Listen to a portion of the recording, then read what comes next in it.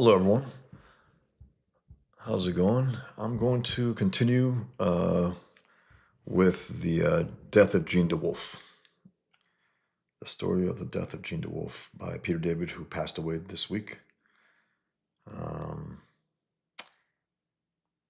and for those, Tuesdays is not good for me to do streams until later. That's why I couldn't hop on to the Comicsgate Live, which I don't think I've ever been part of. I mean, it was, I think, Trashcast. I don't know when Comicsgate Live ended, but there was a lot of talking heads on there. I was doing something also, so I couldn't pop on, but maybe next time. I guess it's an idea where, you go there, you hang out, and also people pitch their comics, which is great. I definitely want to pitch my comic again as much as I can. But those who pop in here, great. In the meantime, let me go through part 2 of my review, which is 2 issues. I did 2 issues first time. I'm going to do 2 issues now.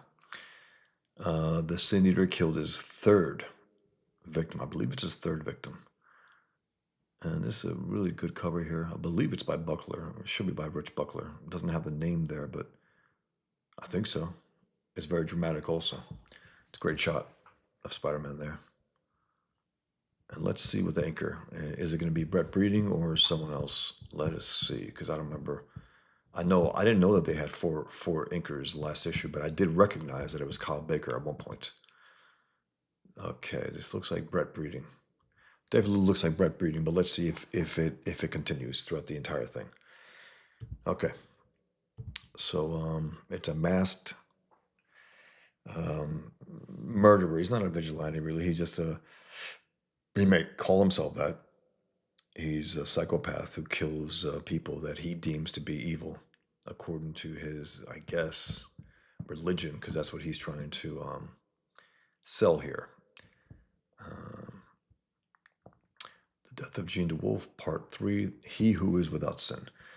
Local residents were stunned tonight at the violent death of Reverend Bernard Finn, apparently at the hands of the masked murderer named Sin Eater. I'm glad they put it that way instead of masked vigilante. Hey, Jimmy. How's it going? The Reverend was known for his public spiritedness and his outspokenness on prison reform. Who will be next?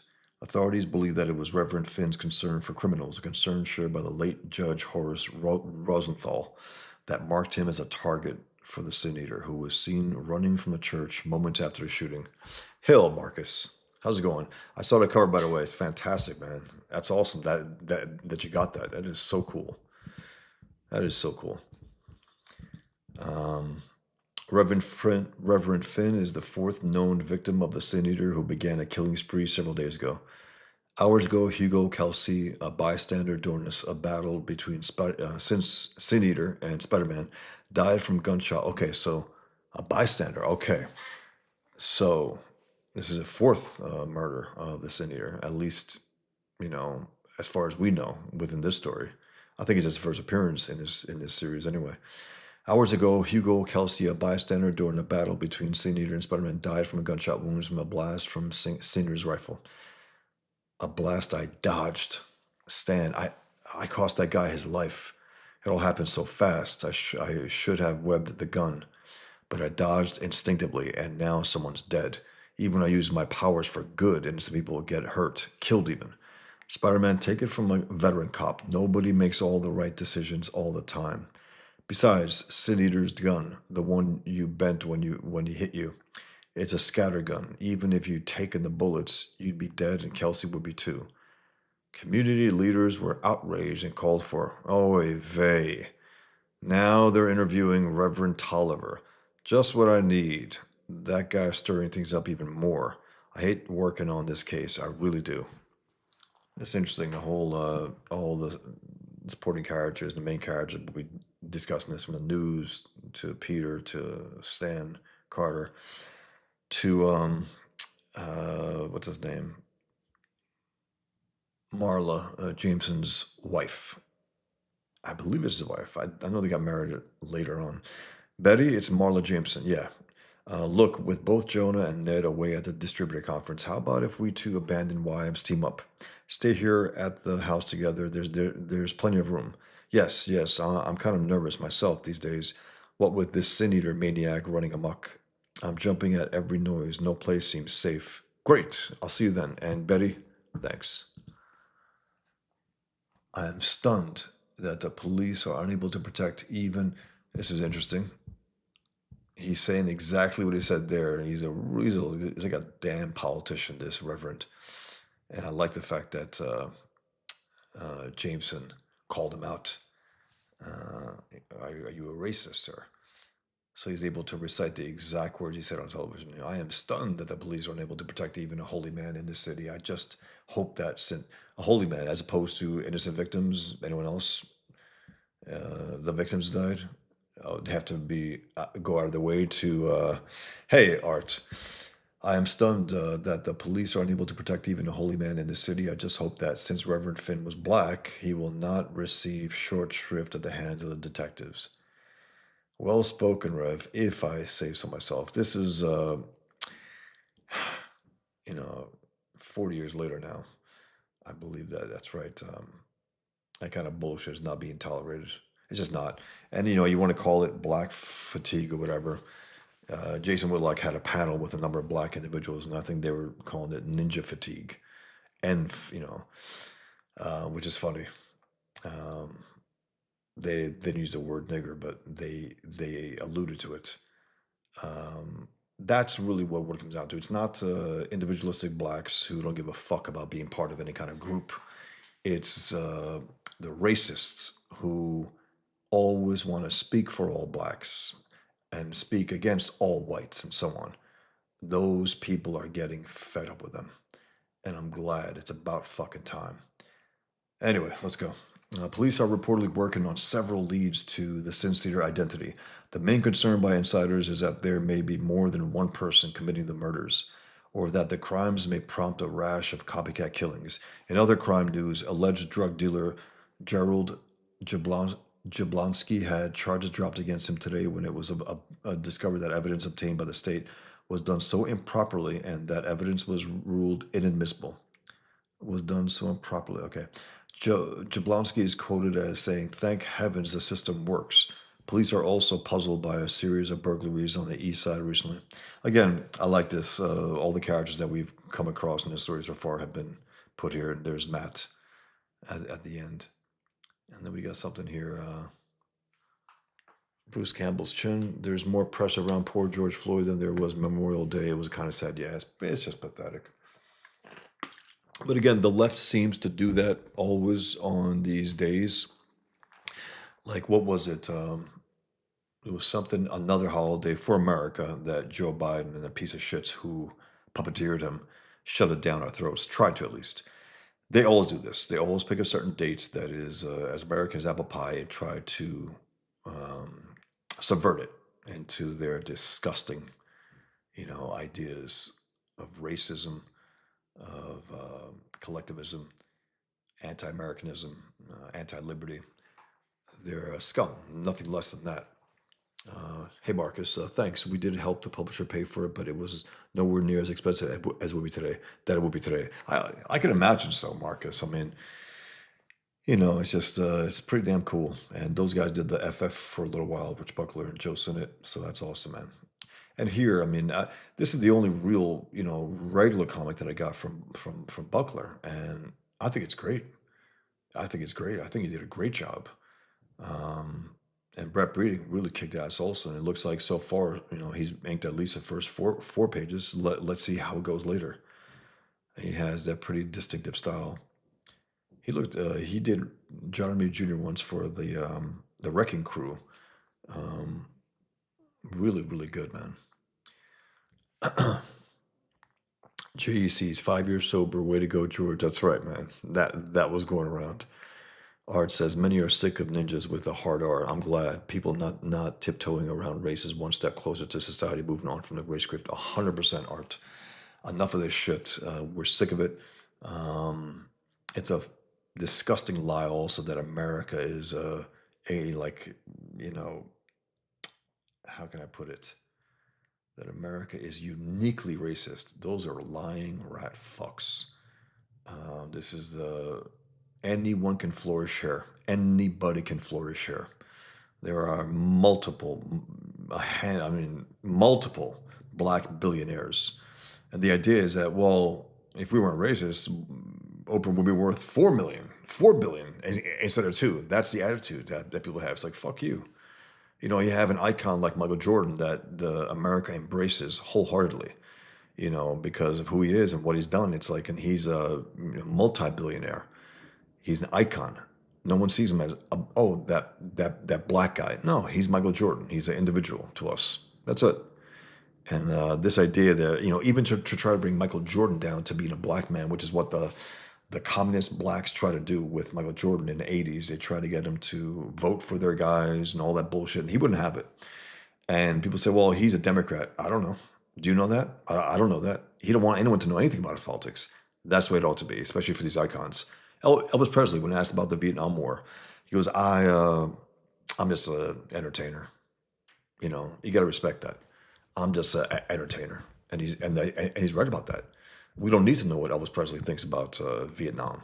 To hell with that. Marcus said this was the beginning of Al Sharpton. Yeah, 2 years later he would lead the Tawana Brawley case. My God, that's right. That piece of shit savage. And that fucker is still, he hasn't been flushed down the toilet yet. He still has been sticking around in that toilet for decades and decades. Hello out there.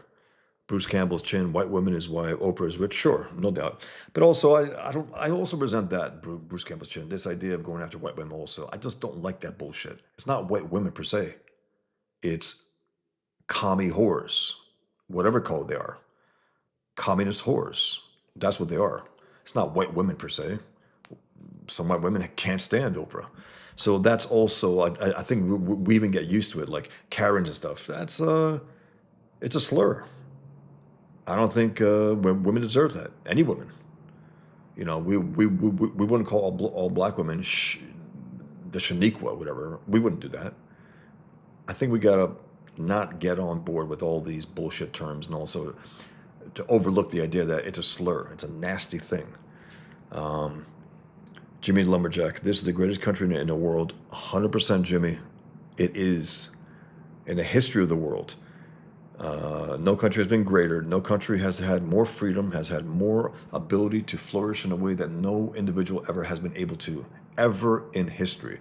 And also to have the kind of power where you can take over the world and refuse to do it. Say, no, that's not us. That's all the other quote-unquote empires. We're not an empire, but we're called that a lot, right?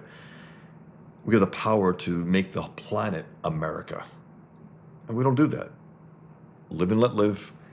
We'll try to flourish as much as we can. You fuck with us, we will take care of business. At least that used to be the case. Unfortunately, we had this piece of shit enemy who took down our towers, took down almost 3,000 Americans, thousands more since, and they're still active. But Jimmy says that this is the greatest country in the world. You come and work hard and sacrifice a little, your kids will grow up to have a better life, 100%.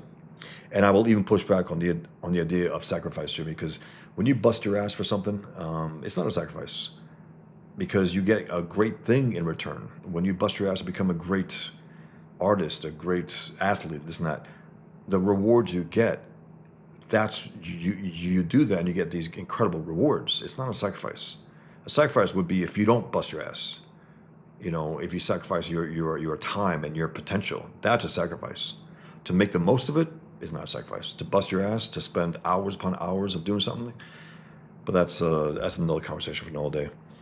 But thanks for mentioning it, Jimmy, because it's 100% true. America is the greatest country in the history of the world. No country has flourished more. No country has been more powerful and more, kind to its.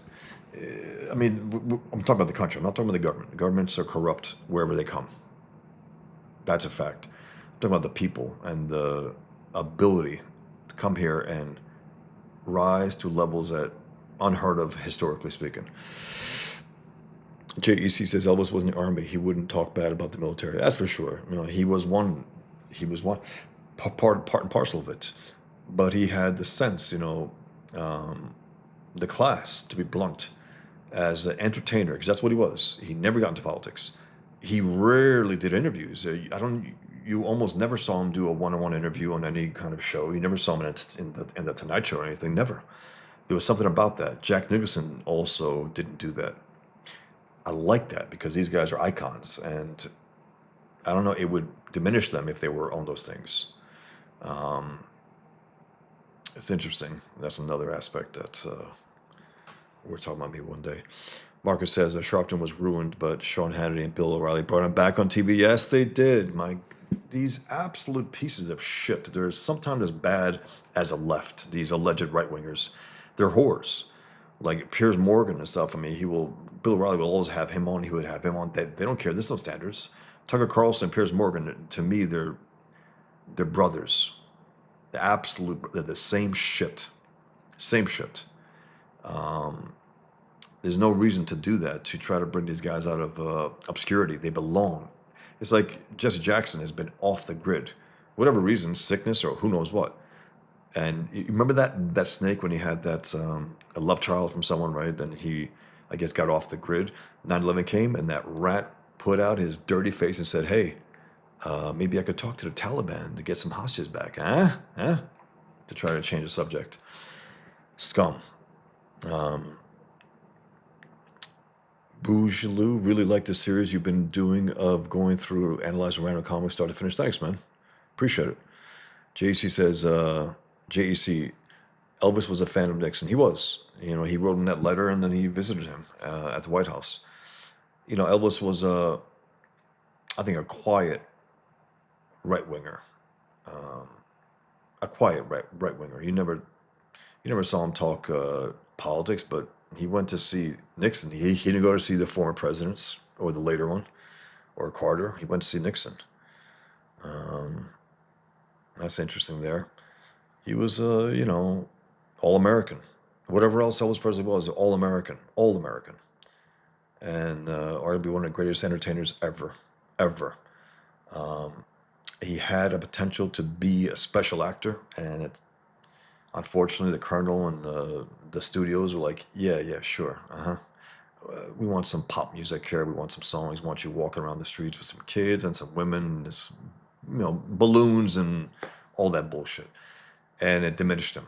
It definitely did. That's why by the time he got to the comeback special, he was fed up with it. And he decided to make that his own, because the Colonel wanted him to dress up as Santa with some women around him, like the elves. And basically he said, fuck that.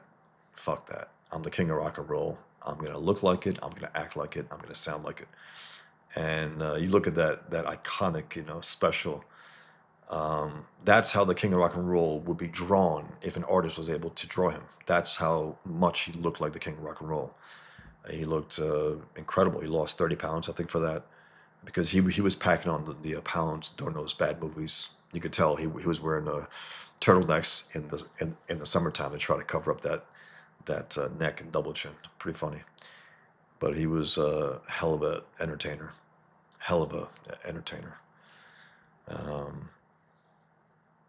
By the way, if you guys haven't seen it, Elvis and Nixon, it wasn't the one with terrible casting. Michael Shannon as Elvis, impossibly bad casting. Good actor. What the hell is he doing playing Elvis? There was another one, maybe 15 years ago, could be 20. Hilarious. Not a well-known actor, but the actor who played the warden in Shawshank Redemption played Nixon. And it was a generally funny movie. It's worth watching. Jimmy the Lumberjack says, the sacrifice meaning maybe not spending on yourself, but investing in your kids' education or saving for a house and better neighborhood. I hear you, Jimmy. I don't mean to, you know, I tend to at times, I don't mean to start unnecessary arguments with you guys in the chat sometimes. I just get this, I guess, this need to make it clear that some of these words that we use are really rotten, because you're either selfless or a complete piece of shit who's selfish. It's like, hey man, can you be a rational egoist? Can you be a rational person who values yourself, your loved ones, your friends, family, country, state, you know, and so on? it's not all or nothing. It's not like if you value yourself, oh, you're a piece of shit who you don't value anyone else. No, part of my self value is valuing others. They encompass my well being. They encompass my self interest and so on. But that's another thing. But I hear you, Jimmy, and that's I understand also because yeah, some people do have children and don't. It's like they live as if they don't.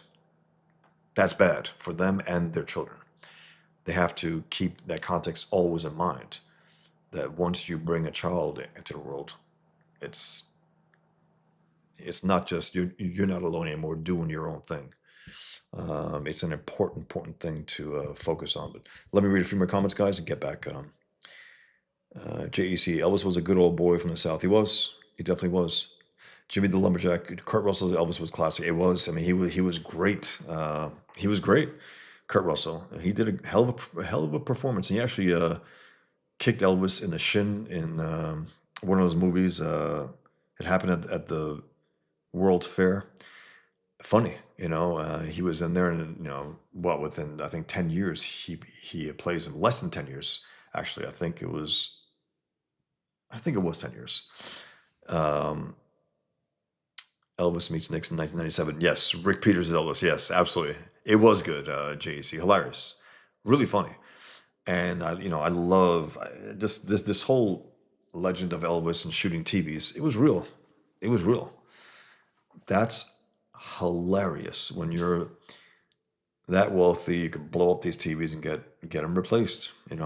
He sees Robert Goulet on TV, and his boy says, "E, Luke is on TV." And I was like, "Son of a bitch!" Takes out that gun. That's funny stuff, man. It's funny stuff. John Carpenter directed. Yes, he did the Kurt Russell Elvis movie, and I liked. Twice, I think, in a movie, it was Elvis watching Rebel Without a Cause and reciting every line of dialogue. He actually did know it in real life, and they mentioned it because he met the cast of Rebel Without a Cause after James Dean died. After he went to Hollywood a year later, Natalie Wood, he was seen with her a number of times. Maybe they were dating. I don't know, but Nick Adams became friends with him. One of the punks in Buzz's gang in Rebel Without a Cause. Sal Mineo, he met with him also, and he knew all the lines. He was he worked at a movie theater also, Elvis, and he watched those movies for hours. And it's so funny with Elvis. He was not an ambitious person. He basically said at one point, "I want to be a truck driver." That was his ambition, to be a truck driver. So I think if that was his ambition and what he ended up being, I think that's why it came to a head. He wasn't prepared on any level for that kind of fame and power and fortune. He just wasn't. That's why I think he crashed and burned in the end. There was and there was nobody before him in that kind of people say, oh yeah, well, Frank Sinatra was the early Frank Sinatra. For all his value, it's a whole different beast, Elvis. He started a whole movement. It was like a rebellious movement of rock and roll. Um, One second, guys. Can you hear this? I'm going to put mute for 1 second, guys.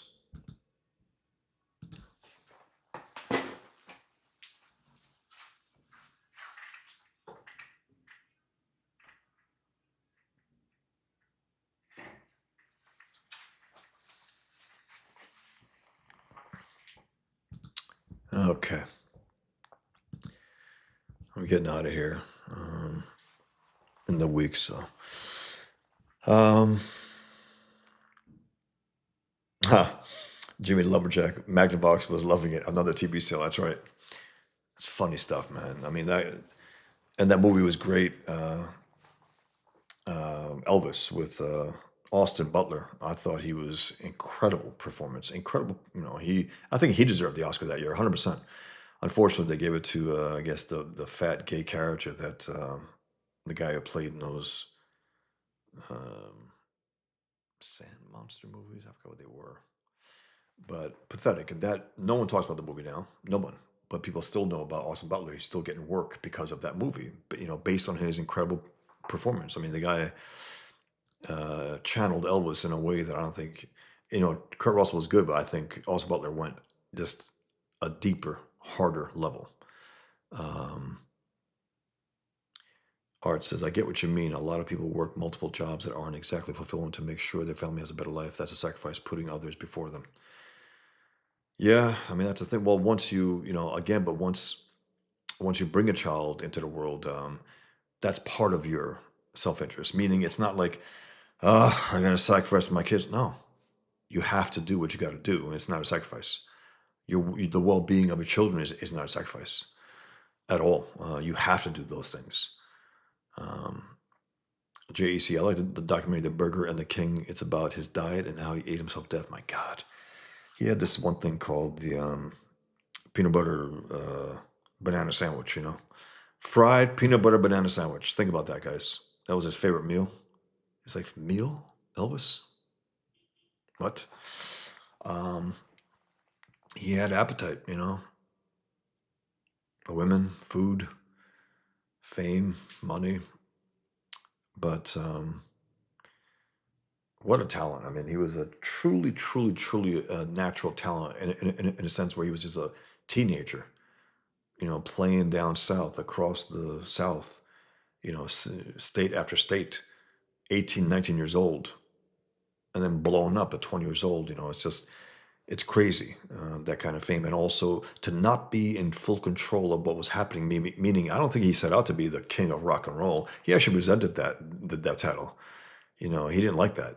Um, Humble in that sense, um, humble to the point where he's wearing these, like, it looks like championship belts, gold chains, and gold glasses and all that. It's pretty funny. Um, I didn't see that the Burger and the King, JC.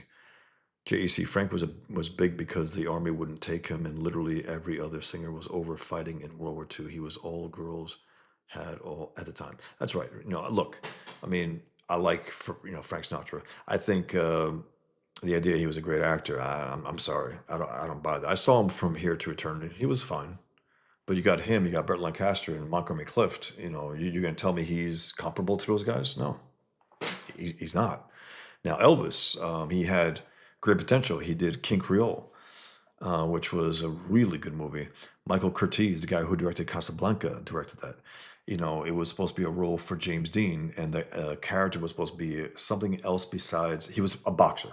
Another boxing movie that James Dean was playing, because James Dean had a 9-picture deal after Giant. He had 9 more movies to do, signed under contract. And after he died, Elvis got King Creole. Paul Newman got, I think, 2 of them. Rocky Graziano, Somebody Up There Likes Me, and also the Two Gun Kid. I think that's what it was.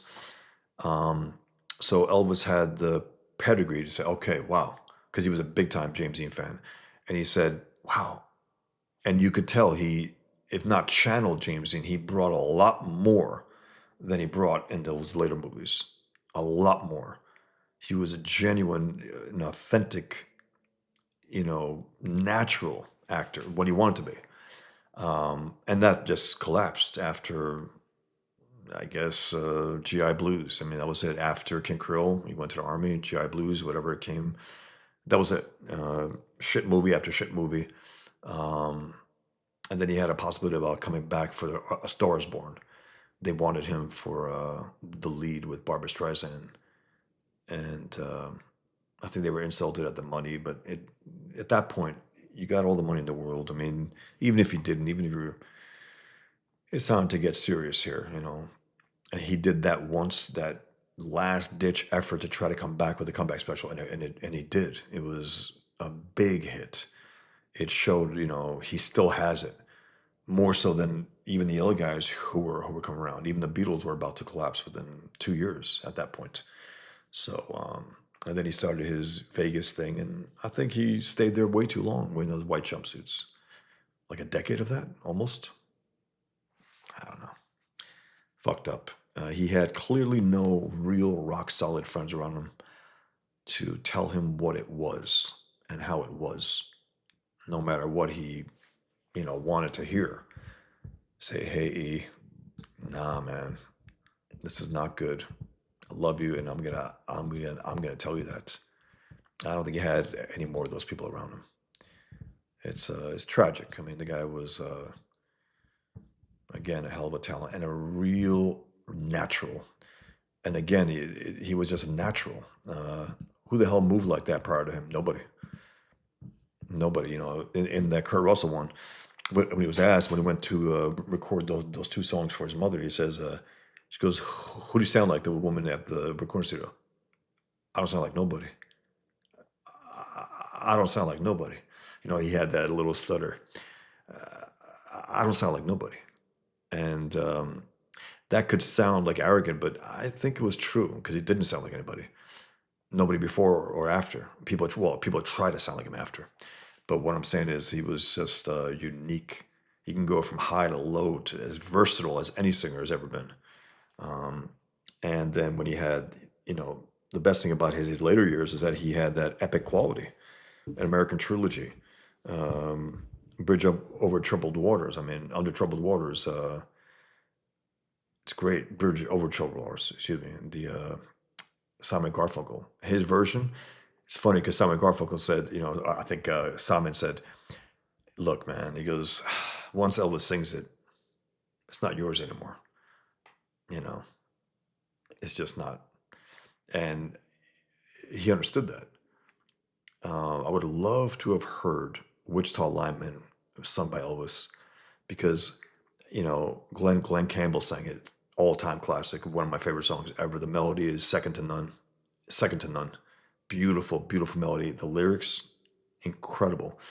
And while, Glenn Campbell had a leaner, thinner voice, nobody sang it better than Glenn Campbell. But I would have loved to have heard Elvis sing it. And I would love to hear Tom York sing it, by the way. But that's another thing. Um, JC, they talk about Elvis getting his boys sneak a barbecue pizza with pulled pork instead of cheese into the hospital while he's having surgery to lose weight, and he ate the whole thing himself. Yeah, he packed it in, man. More ways than one. He had no truth in his life, I think, at that point, for the last few years at least. No truth, really. Not from friends, not from within himself. A guy like that, he has a 9-year-old daughter. You're gonna, not give a fuck. That's tough, man. It's tough. You got to be in a really dark place to not give a shit to be at least healthy for your daughter. You got to be in a really dark place. So tragic. Sorry, guys. I derailed this. I hope you don't mind. I don't mind. I love the organic quality of this channel. Um, Last one, and then I'm going to get here. JEC Burger and the King is on YouTube. It's from a British show called Arena. Okay, thanks, JEC. I'm going to pop it into my note. 1 second. By the way, I popped onto Shanth's channel last night. If you haven't seen it, check it out. It's just great to talk to Shanth. I mean, about comics and everything else. It's fantastic. And if you didn't hear, I Tuesday at least at a certain point until later, it's not a good day for me to stream.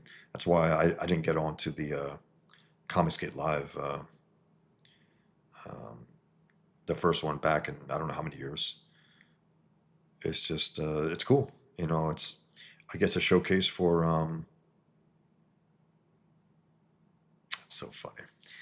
Tommy Robinson is out of prison. He came out with this full beard, long hair, at least for him, like a big pompadour almost, and they shaved it down. So he's out. He never should have been in there, but he's out, and it's awesome. That's awesome. They have done him so dirty there. I don't know. If I were him, I would come here and fight for England and then go back when there's a government that will not throw him in prison. I just think they will throw him in. They will try to throw him in, no matter what he says and does now. Let me finish this, guys. Marcus Killigrew says Elvis just had the Colonel. Exactly, and that's a tragedy right there. That guy was for whatever his value that Elvis believed he had, he sucked him dry. He sucked him dry. And there's a rumor, it's probably apocryphal, but that the Colonel, after Elvis died, he goes, "Great career move." Sounds like a guy like that would say that. but it's callous as hell. The one interesting thing he did do, though, when he had buttons say "I love Elvis" and a button said "I hate Elvis," and they both sold. I mean, that's a cold-blooded businessman right there, and pretty funny. All right, guys, let's continue. One second.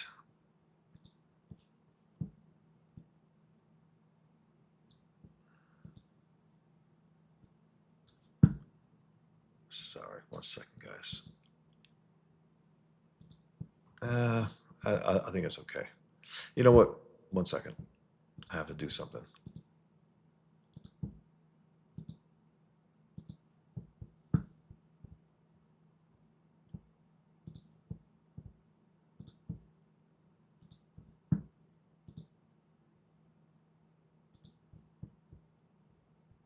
Okay.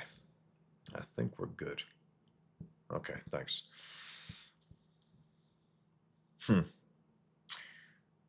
Art says, I can't decide if Canadians or redcoats are worse.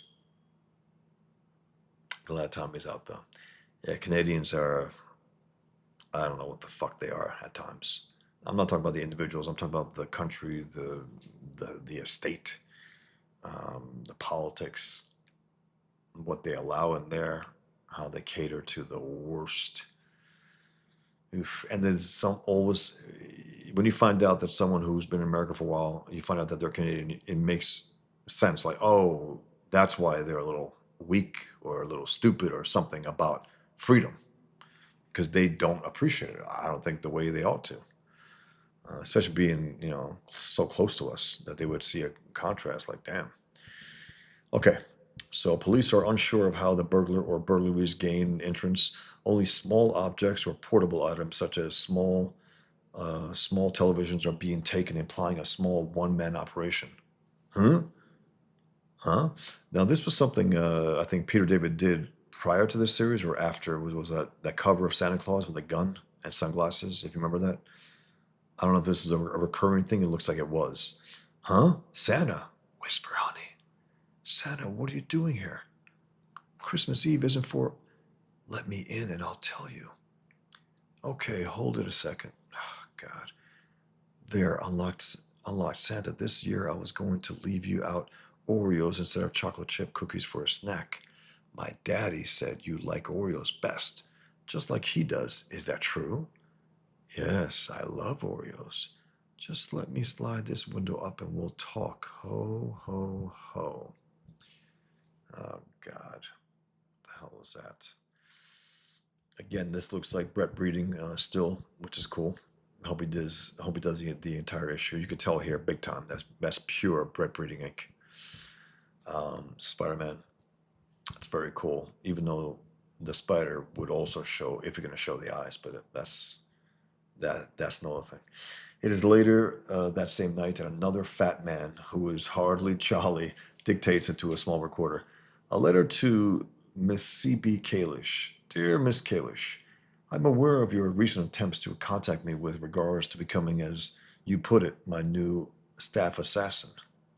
However, your recent assault on two of my men in your guise as Madame Fate was neither welcome nor appreciated, nor was it necessary. I have no need for assassin, staff, or otherwise. My business dealings are quite legal. At this time, I shall take no action against you since I personally abhor violence. This is your only warning. Sincerely, Wilson Fisk. Haven't got the nerve to sign letters with your pseudonym, Kingpin?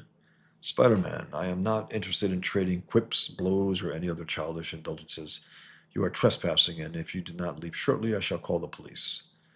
I assume you came here for the same reason your friend Daredevil did some minutes ago. You seek this sin-eater fellow. I cannot help you in this. It's funny when they try to make the Kingpin sound well-spoken.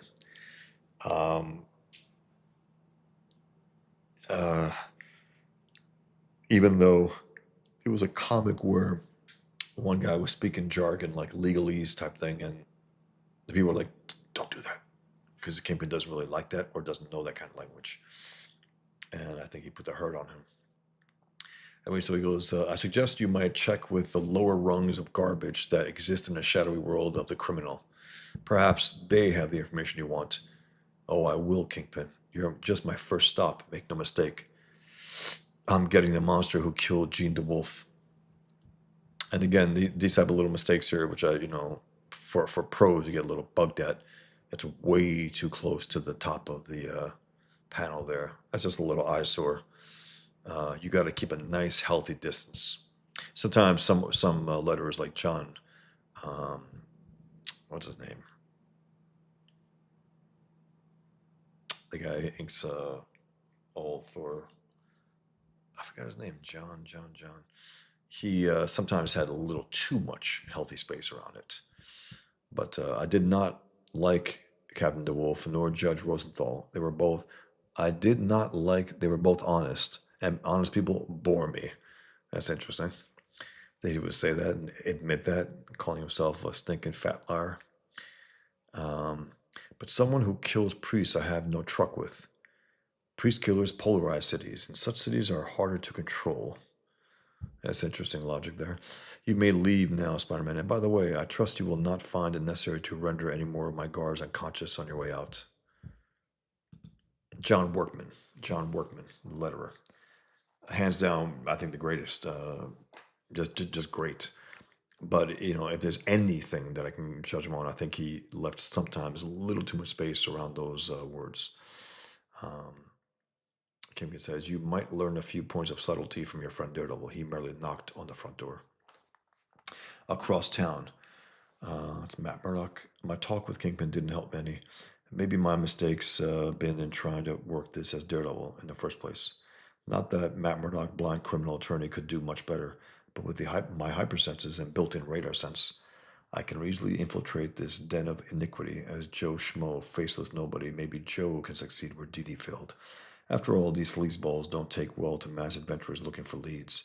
Crashing in through the window in full costume would be the worst possible way to handle this. Excuse me, gentlemen. I'm after the guy who offed the priest. If any of you can help me, I'll make it worth your while. That's hilarious. That's one way to get their attention. If not, I'll be on my way. Yeah? Let's see your money. Let's see your information. Let's see your face come off. You're not making this easy. Oh, no. All right, I won't either. He's over here. I got him. Oops, sorry. Hey, apology accepted. No, not the window. Okay. Anyone else feel more cooperative? Can't help you, Slick. And none of us know about this Sin Eater guy, but if you get the scumball, give him one for us. I will. For once. For once, nobody broke the wind. Nobody move. I want information about the Sin Eater. And if I don't get it here, I'm going to tear apart this town until I do. This is Peter David trying to pull the old Josie's bar window. It's hilarious that Miller did. That's right. Art. That kid is dyslexic. She thought it was Santa, but that's clearly Satan. It was a Jack Black movie, Dear Satan. I think a kid misspelled it, so the devil came instead of Santa.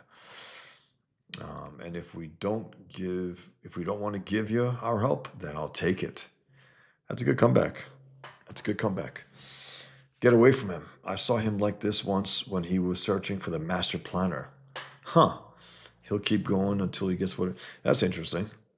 A callback to issue 33 of Amazing Spider-Man, where the master planner ended up being Dr. Octopus, and it was when Spider-Man was caught under that huge machinery, tons and tons of machinery. That's a good throwback. He'll keep going till he gets what he wants. Hi, this is Stan Carter. I'm not home right now, but I'm a cop, so don't get any funny ideas about robbery. Leave your name and number on this marvelous device, and I'll get back to you. Beep, Stan, Spider-Man, checking in to let you know my activities of the past few nights have yielded zilch. Either the Sin Eater's got everyone really spooked, or else nobody really knows anything about him. I'm running out of possibilities fast, but I have a different approach I'm going to take. It involves a suggestion the Kingpin made. I'm going to knock on someone's front door. It's good stuff here by Buckler. I like it. It's a nice, very organic page with only a few panels, and actually, that's the only panel here. Interesting. That's good. That's right. That's right, Art. Peter's being so uncouth. Smashing those windows. He should be like Matt. Oh, who are you? I'm here to see your daddy. He's in the bathroom. Hold on, I'll call him. Daddy, there's a man here with a bug on his chest. A man with the what on his holy Susie, get away from him. Quick. What do you want? Why, just to have a chat with you, Gerald. Let's go. Hey, come on, not in front of my kid. Come on, let go. Where are you going with my daddy? On an outing, hun. We'll be back before you know it. Daddy, come back, Daddy. Great, I can't even pump crumbs like Gerald Jablonski without feeling like Attila the Hun. This is pretty funny here. I remember this. I heard about you on the news the other day, Jerry, about how you beat that drug rap. So I said to myself, I said, Jerry deserves to go out and celebrate his win. But you're such a hard worker. I knew you have to be well forced. How could you bring me here? Half the hired thugs in the city hang out here. Sure. I've even waltzed around most of them around. Sorry, I've even waltzed most of them around the past few days, so they'll leave me alone. Of course, they might go after friends of mine, like you, for example. Me? You got a bad stammer, you know that, Jerry? And yes, I mean you. We're pals, aren't we, Jerry? I mean, I've been to your house, met your lovely Susie. Heck, we're practically related. For pity's sake, keep your voice down. Well, I'm glad we had this chat. I'll be seeing you around, pal. It's a different take on Spider-Man. I don't mind it either. I mean, I think each writer should have their own individual take. Um, it's interesting. A harder edge to him here. I did Happy's Funhouse, Deadpool, and Batman. I also heard about Psychic Sam by Mark Millar and John Romita Jr. They're crowdfunding it. I think it's, as far as I know, it's Romita's first crowdfund. I don't know if it's Mark Millar's first crowdfund. Interesting, huh? Um, could be good. It could be good. But I do want to see Schmuggy and Bimbo by John Romita Jr. that supposedly Howard Chaykin is writing the script for, based on an idea by John Romita Jr. That's what I want to read. It sounds interesting and funny. Some gangsters in 1970s are older than they look, and they have something mystical about them. We'll see. Wait a minute, you can't just leave. No? Look at these guys. They think you're my chum. If you leave me now, I'm dead. Gee, dead like those kids you siphon drugs to? Okay, okay, I'm just a middleman. Get me immunity and I'll finger the big man for you. Excuse me, guys. I'm not the DA. Besides, I want the Sin Eater. What, the guy who killed a priest and a cop and a judge? I know zip about him, I swear. Nice seeing you, Jerry. Please don't leave me. I swear I don't know anything about this Sin Eater. On my daughter's life, I swear. All right, Jerry, I believe you. Let's go chat with the cops. Don't let him hurt me. I won't. Next day, Kingpin said Daredevil was looking for the Sin Eater too. Wonder what old Hornhead's interest is in this. Yeah, it is, JEC. Jake is a madman in interviews and some of his comics. But yeah, it's based on an idea by Romita Jr. and Chaykin, but it's been like 15 years now since it was supposed to be out, so I don't know. Suppose it was going to be published in his full pencils, just his pencils. Um, that's what I want to see. I don't want to see him do Spider-Man for the 100th time with a shitty writer. Not that Joe Kelly is a shitty writer, but it's just that the last few times he came back to Spider-Man, pretty forgettable. Pretty forgettable. If there's a reunion to be had, I want to see Roger Stern and John Romita Jr. at least for like a miniseries. Great. Lance Bannon's cozying up to Robbie. That's Lance Bannon there? Doesn't look anything like the way he was established by Romita Jr. in the 80s. Robbie for photo assignments. Wonder why he doesn't go through Catherine Cushing. You know, Betty, I'm almost sorry Jonah's coming back tomorrow. I know, Marla. Us two girls on our own. I haven't had this much fun since high school. Where's Jameson? Slam! It's him. It's him. It's him. I want Jonah Jameson. Bring that poor excuse of a publisher to me now, or she dies. Hmm. Yeah, he did look different coming in there, and there was something about that guy going to that church made him look a little off there. So yeah, it's like the Hobgoblin using these patsies, patsies. Ha. JAC, John Reed Jr. can pump a comic out over a weekend. Must be Chaikin holding things up with it with the scripts. Um, it's funny you say that. John Reed Jr. always talks about how his style is deadline style, you know. But if you remember, he spent a good amount of time on Daredevil Man Without Fear. That tells you something. It tells you when he has a little more time, he gives a damn a little more, and he puts in better work. And he says that's like his best work. I wouldn't. I would feel pretty bad if I were to say my best work is 30 years ago, over 30 years ago. I wouldn't. I wouldn't sit well with myself. I'd have to be producing good work always. But when he had the time, he just stepped it up a little more and did a great job. And still, I think he's better than most, today. Even today, his storytelling abilities. Maybe not the finished work, and especially faces these days. I don't know what he's doing with that, but he's still better than most. To me, he's a hell of a storyteller. And I'm curious to see what this Psychic Sam is about. Looks like the Punisher. It does. But we'll see. I'm General Jameson's son. Don't hurt her. Why not put down the gun? You need help, son. That's pretty heroic of Robbie. I'm not your son, sinner. Robbie, you brave idiot. I can't hold back. Wait, that typewriter. I'm going to list your crimes, sinner. List away, nutcase. Give me 3 seconds to get this ruler out of the typewriter. Give me 3 seconds to get this roller out of the typewriter. And rip off Daredevil style. Robbie, duck. What? Wham! Wow, the power of the press. Pete, that was lucky. Just lucky, Robbie's a hero.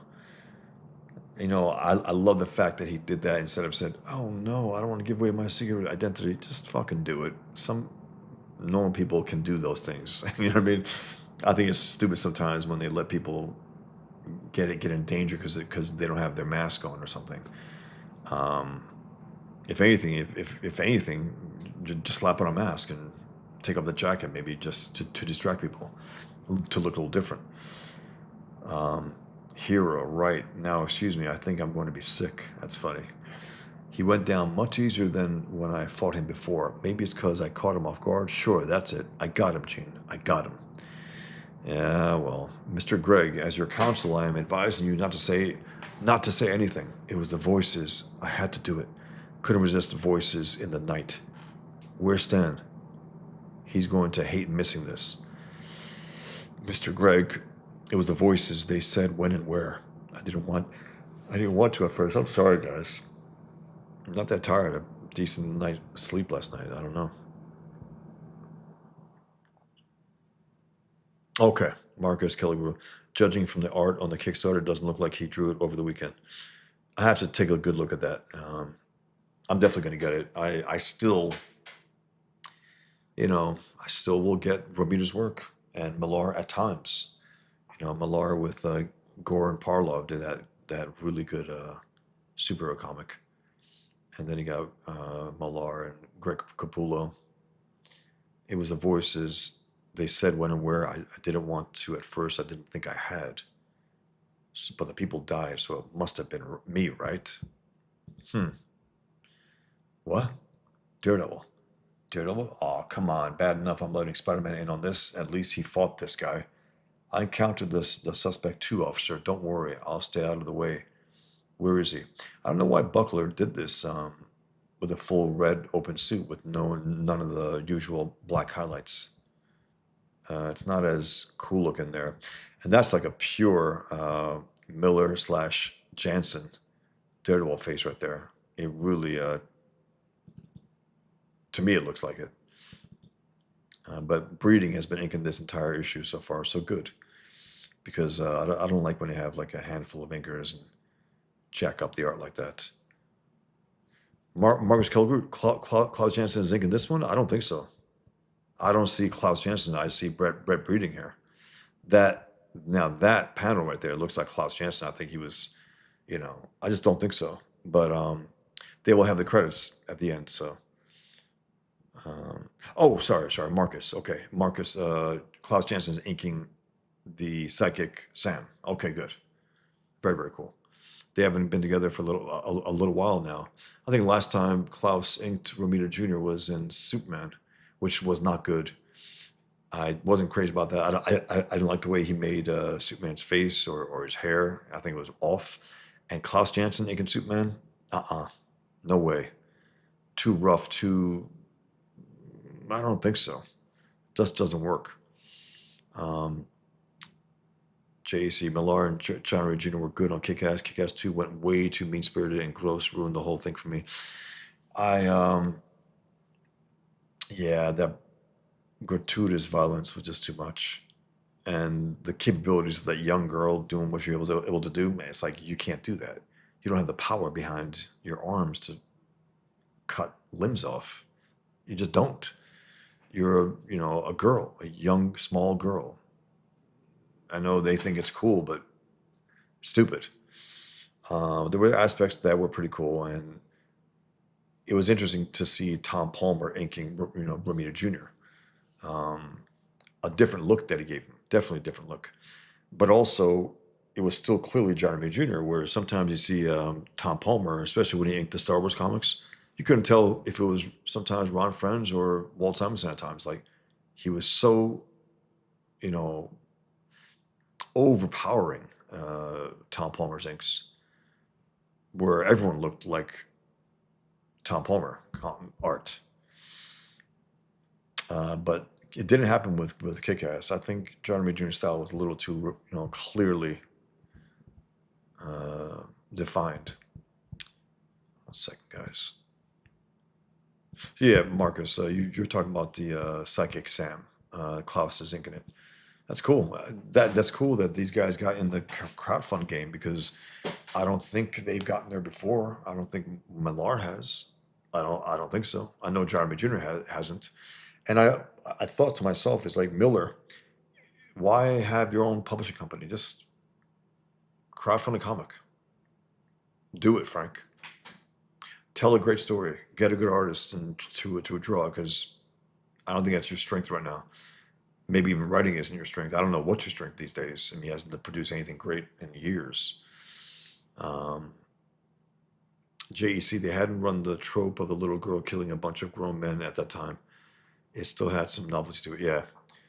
And then they brought on also later on a black Kick-Ass, a woman who became Kick-Ass.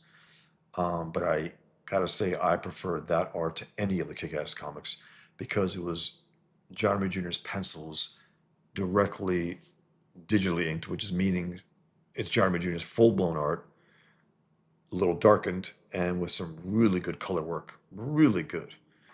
I thought that art was the best of any of the Kick-Ass, and the story was fine. But I don't know if Mark Millar was doing this DEI type thing. It was a black female Kick-Ass. But yeah, that art was just, to me, the better than any of the Kick-Ass stories. Okay. Sitting right in front of you. What are you? Okay. I encountered the suspect too, officer. Don't worry. I'll stay out of the way. Where is he? Sitting right in front of you. What are you, blind? Hilarious. I wanted to warn the priest he would die. I tried twice, but couldn't. So I took absolution for my sins. So many sins. Gentlemen, I must protest this. My heart bleeds, pal. Jameson was actually supposed to die tonight at his house, so I figured if I go early, everything will be wrong and I'll be caught.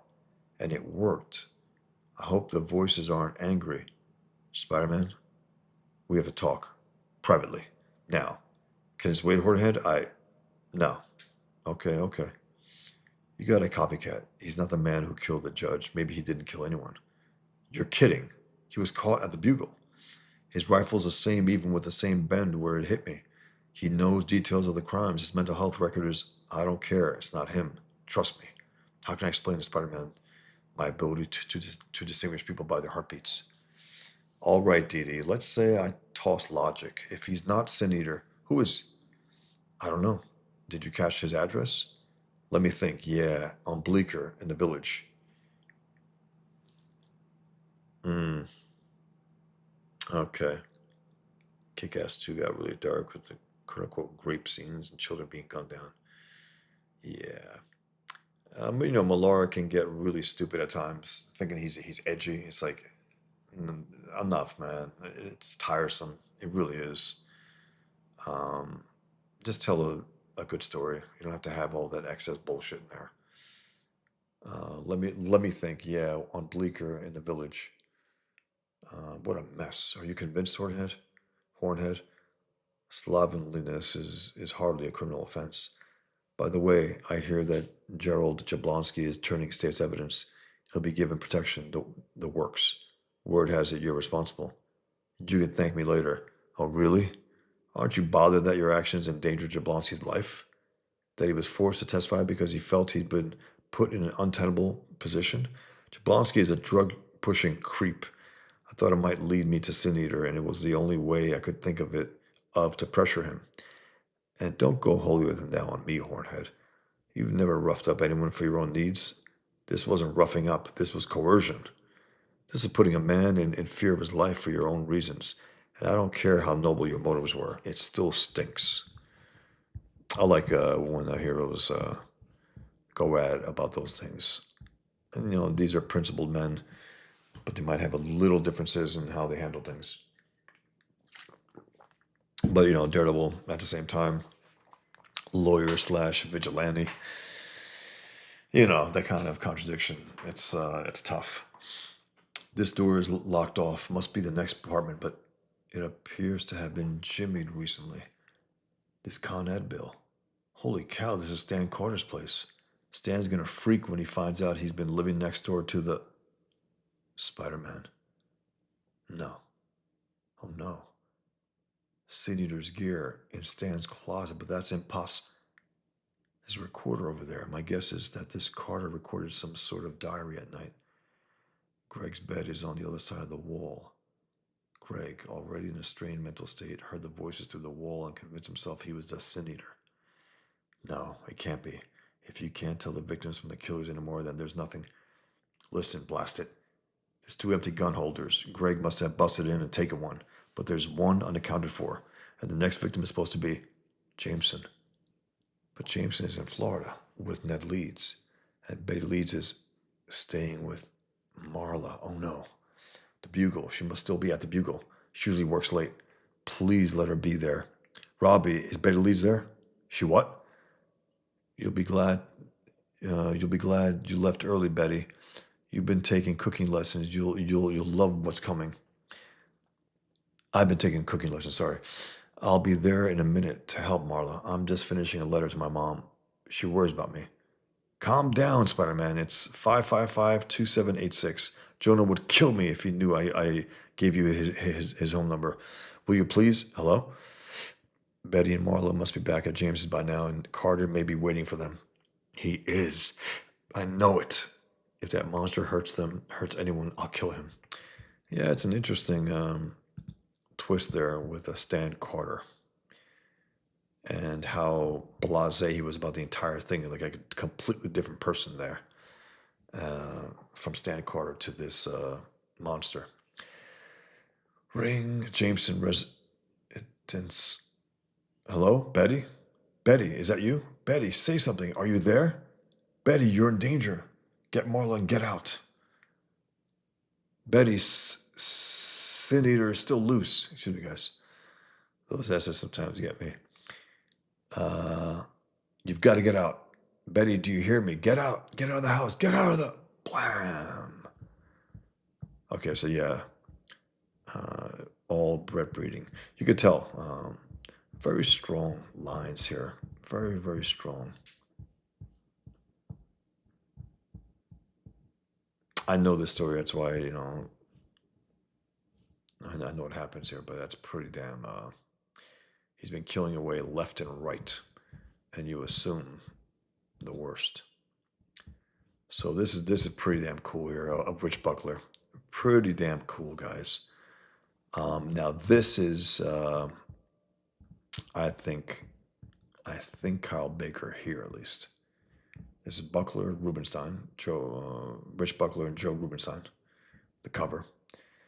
The shocking conclusion to the year's most explosive saga. Spider-Man battles Daredevil and Man Without Fear. All my sins remembered. Look at this, guys. Channeling Ditko, trying to do his best Ditko and doing a hell of a job. I don't think these are panels from the old comics. These are new panels that they were drawn. And again, that ink right there, that's not bred breeding, clearly. It would have been nice to have that consistency throughout all the 4 pages, but monthly comics being what they are, sometimes it just doesn't work. When I first met Betty Brant, I was a shy, bespectacled bookworm. No girl had ever glanced at me before, and then Betty jump-started my heart. But the shadow of Spider-Man came between us, drove her into the arms of Ned Leeds. We finally reconciled to a cautious friendship, but she always sensed I hid some part of my life from her. Well, now I'm coming out of the shadows to avenge her death at the hands of the Sin Eater. And heaven help him, because nothing is going to save him now. Look at that. He's getting way ahead of Daredevil. That's good storytelling, because it tells you, he's superpowered, whereas Daredevil is just a man with some heightened senses, but on a physical level, no match for Spider-Man. So this is where we find out, okay, again, this is probably a smorgasbord of inkers. This looks to me like it could be Kyle Baker, but I don't know 100%. And I think it is. But I don't know. Some stuff here. The Death of Jean DeWolff conclusion. All my sins remembered. Yeah. That's right, Marcus. She had, I think, graduated high school at that point, and if I remember correctly, and he was 15, so interesting, huh? An old lady. My old lady. But yeah, it was it was cool, She was his first real crush, real love. First time I've ever missed. Yet the Lord's hand must have guided you to seek cover under the desk, for I do his work. Rise, my child. You are obviously not the sinner, J. Jonah Jameson. Ma, 1 second, guys. Sorry.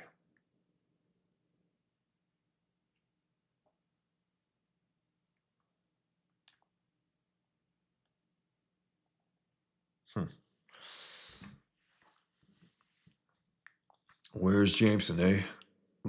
Marla? Your friend is gone. I heard the front door slam. Did you work for the sinner, Jameson? Yes. No. A shame you chose to ally yourself with that cursed newspaper publisher. If I can't have Jameson, I'll leave a message with you. You can deliver it when you see him in the afterlife. Huh. Why? Why me? You? You're nothing. I wanted Jameson because he opposes masked vigilantes.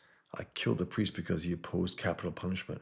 I killed a judge because he coddled criminals. And I killed Jean DeWolff because I felt like it. Jesus. She stabs him. Nice, Betty. Nice. You slut. What the? Is his first retort to being stabbed? Slut. Stab me with a letter opener, will you? I'll gasp. It's. What are you babbling about? No. Crashing right through. Again, it's not bred breeding. I believe it's Kyle Baker, but we'll see. Yeah, that's Kyle Baker for sure. Definitely Kyle Baker. You want the harlot, Spider-Man? Take her. Again, another uh, slam at. Clearly, that has something to do with Jean DeWolff and his attitude towards it. Maybe he's bitter about it. Maybe they, if I remember correctly, I think they were involved. You want the harlot, Spider-Man? Take her. You deserve each other. Betty alive. Obviously. Give me a moment and I'll remedy that. No, I don't know how, but I have been given a second chance, and I'm not going to blow it. First, we relieve you of your toy. Toy? You cretin. That's the voice of God. It's a part of me. It's part of me. Part of you, huh? Which part? How about your neck? Crack. Do you know why you oppose me, Spider-Man? Because we are alike. We deal with justice in our own ways. Shut up, Carter. We're nothing alike. I protect innocents and you slaughter them. You've left a trail of dead of bodies behind you, but no more, no more, no more. Trying to gather your strength, attack again? Forget it. That's good, some good action stuff right there. I like it a lot. Yeah. Again, I wonder who he was using for a reference face because it looks like he was using some kind of um, some actor or something. Yeah, that's right, JC. But back in those days, you had Secret Wars. Even we were reading that on John's channel, reviewing it, and some of the women being called cows and such. Pretty funny. You were laughing at me all along, right, Carter? Acted like a friend when it was all a sick joke. You disgusting. It's the quiet, unobvious nuts that you have to watch. I'm I'm sorry. I'm sorry. Sorry? Don't give me sorry. Tell it to the judge or to the priest, or better yet, tell it to Jean DeWolff. Boom. Spider-Man's heart is pounding like a trip hammer. I've never known him to be this brutal. Spider-Man, back off. It's over. It's not. He might still get loose, kill someone. It won't be over until he's dead. Get a grip on yourself, man. He's no longer a threat. The only threat here is you. Out of my way. If you want him, you'll have to come through me. Thwam! I warned you to keep out of this. This is between Carter and me. Yeah, Spider-Man just lost it, man. That's I believe, a Ditko drawing almost 100%. I've heard that Buckler. No, that's a Ditko right there, 100%. These two right here, pure Ditko. He swiped those clearly. I heard that Buckler swiped, but I didn't really see any obvious swipes until these two pages. The way Ditko made a move, nobody made a move. For all the virtues of the Ramita Senior, redesign of the costume, the perfecting it, the movement of Spider-Man, the closest I think in terms of movement, um, Rick Leonardi, McFarlane. I know some people might say that. Absolutely not. His poses were shit. Terrible, with a terrible anatomy, big head, flat face, weird muscles on the legs, a big ass, very strange. Sometimes he had a move here and there that was pretty cool, but overall, not really. This is good action stuff here, really good action stuff. I mean, look at this. But again, that's a complete takeoff there, Ditko, and also this one. It looks like this one might be him chasing Craven in the park in the one issue. Let's go on. Big hero, proving your manhood by pummeling an unconscious foe. Stuff it, Hornhead. I have half a mind to. Half a mind is right. That's some good stuff, man. Clever writing. Yeah, that's right. That's right, Art. Pete lost it, leaving the killer with her, even if he did wreck him. Absolutely right. Bad move on his part. This is, Peter David trying to write an edgier Spider-Man. And again, that's not necessarily Peter Parker, but I don't mind it, especially for considering the fact that Jean DeWolff, and then he killed like 3 or 4 people, and he thought he's still, I think, trying to come down from the idea that he killed Betty, and he's not quite down. Um, And even seeing her live didn't bring it down. Um, and also learning that it's Stan Carter, this guy who pretended to be an ally and a friend. So he's dealing with it. Stuff at a hornhead. I have half a mind to half a mind is right. It's a great line. Unless I miss my guess, that should bring him after. Yep, here he comes. Funny. 3 out of 4, every 4 murders, the victim knows his killer. I hate to become a statistic. I've had it with your holier than thou attitude. You protect criminals. You lecture me. You protect criminals. He doesn't know that he's a defense attorney. You don't know that that's Mamrok. I mean, I guess what he did right now, but doesn't protect criminals. He wrecks them if he can.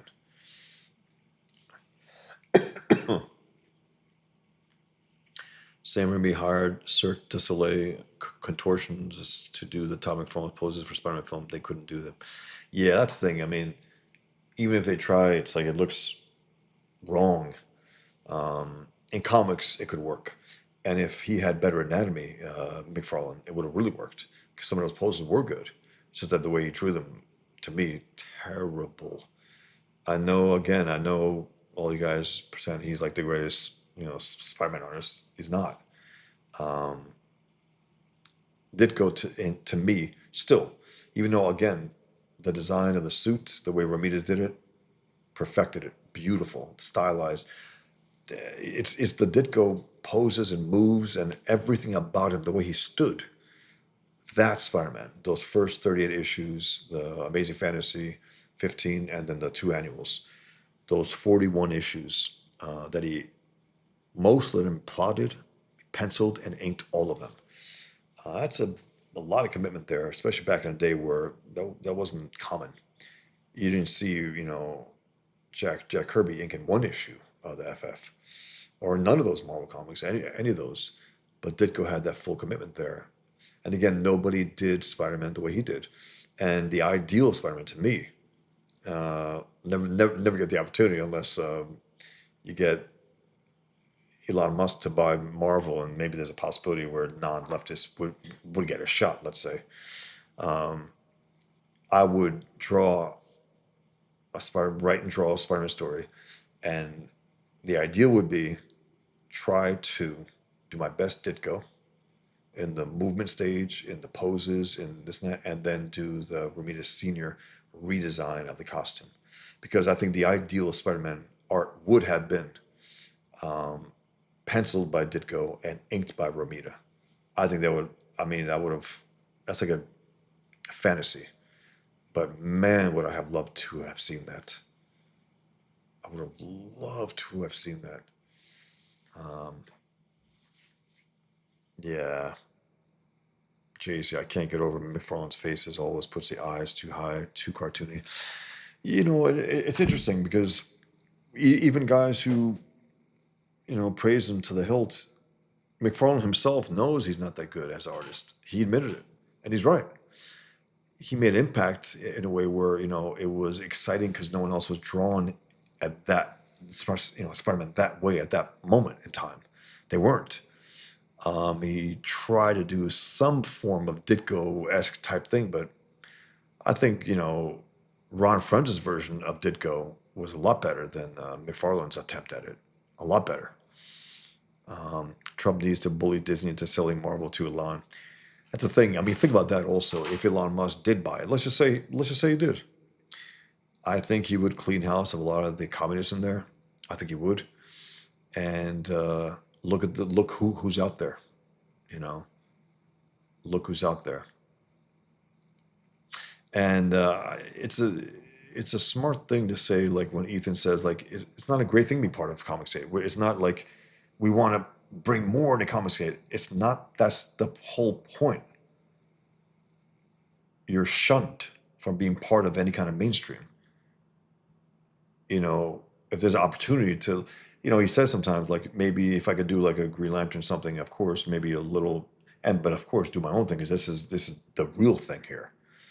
But I would love to get an opportunity to draw Spider-Man, to write and draw The Question, a Rorschach miniseries or something. Would love to do that. Um, you know, Captain America, Batman, Superman, Daredevil. I mean, that was my dream, when I was younger. And I understood also after I decided to do Pigman, I was like, okay, I'm probably alienating myself from this, but you know, I felt so compelled, I didn't care. I didn't care, and not that they even would have hired me. I'm not even presuming that, but the point is that once I did that, there was no chance in hell. Um, McFarlane is a great anchor. I think that's his strength. It's interesting, JEC, because that is something that he was good at, and that when he inked his own stuff on the Hulk is when it was the best Hulk version in those comics. Even though it was at first really choppy and brittle, within a few issues, like okay, pretty good. And then Bob Wyacek, I think, inked one of those as well. But his Hulk just blew up to the point where, again, it was like a big balloon version of the Hulk, but I liked it. Very fun.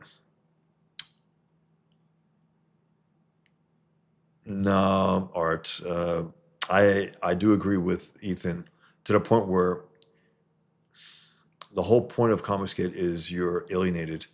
You cannot work in what is considered the mainstream now. Personally, I can't imagine wanting to do that with what I'm doing right now, with the two projects that I'm doing right now. I I mean, even if I were getting an opportunity now, like thanks, but not now even. Art says, I kind of did disagree there. We should grow Comicsgate. An alternative is needed. The big two are corrupt, and entertainment as a whole is anti-conservative. I get it. I get it. But the point is that if you get um, a decent person at the helm, and you got these iconic characters that shouldn't be relegated to piece of shit communists. It shouldn't be the case. It is, but you get decent people in charge. It's going to happen, and it will happen eventually. You're going to get some non-communists that will have these characters under their control, and that's when opportunities will arise. Um, and right now, I think DC and Marvel think they can stave off the inevitable, even further decline by teaming up with these. This is the first of what will be many, Batman and Deadpool.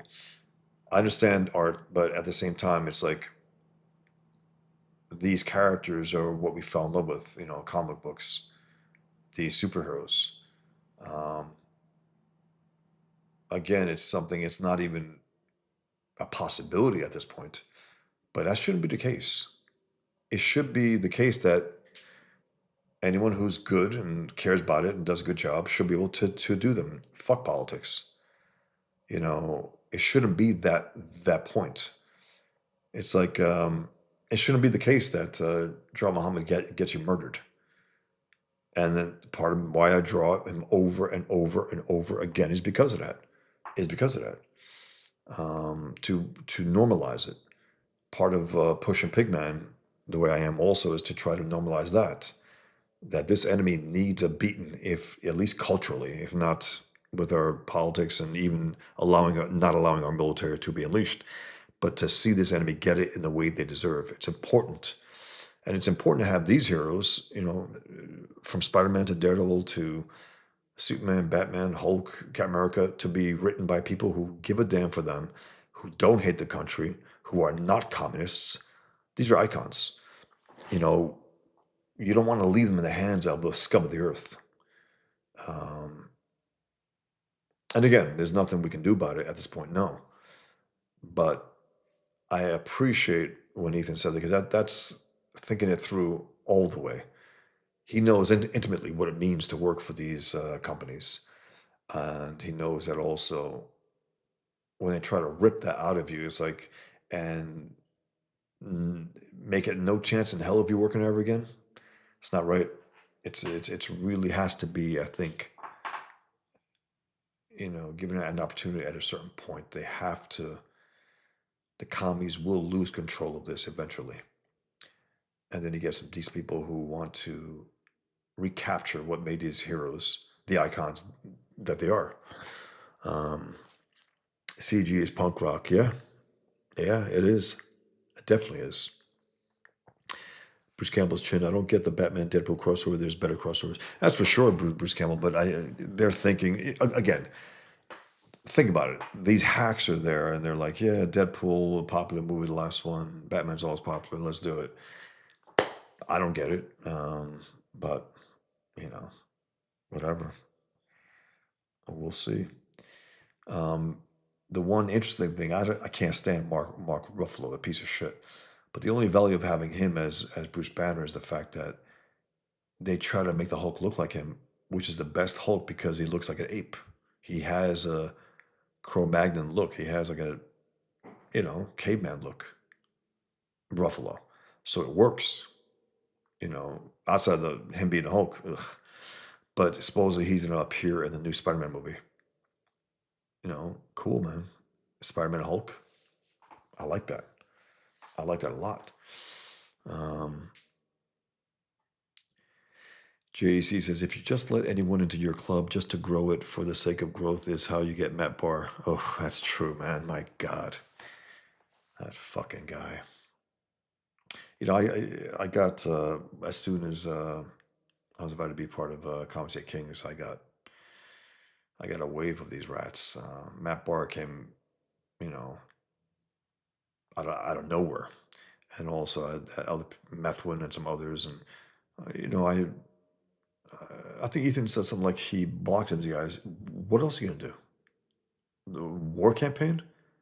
There's no value from them. They're a scum of the earth. Every post they write is a lie. Every single one is zero value.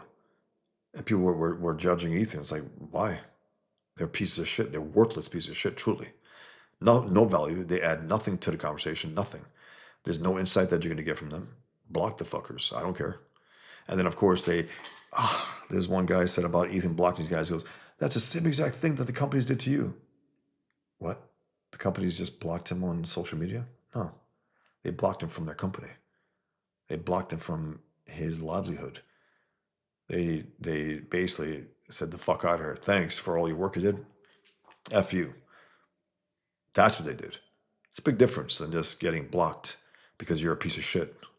You know, a nihilist, complete nihilist. These guys. There's really all these guys. They're engaged in all this bullshit here. I mean, all this stuff. I don't know why people also tolerate that piece of shit Vito who strikes channels. The fuck is that, guys? That's a hardcore communist bullshit right there. And he's whatever he has to be at any time. That fat hyena, terrible. Um, I understand that, and it took many years, but I'm past nostalgia. I'm more excited by the new than the stuff I grew up with. I hear you, Art, but there's still that little thing within us. I think those who basically became cartoonists because of these greats, you know, and a number of us got a chance to actually work on these guys, on these characters. It's something else. I never got the opportunity. Um, that's why I think I particularly enjoy drawing the drawing streams because it's my chance to give a little taste of what that could have looked like. Um, but yeah, I hear you.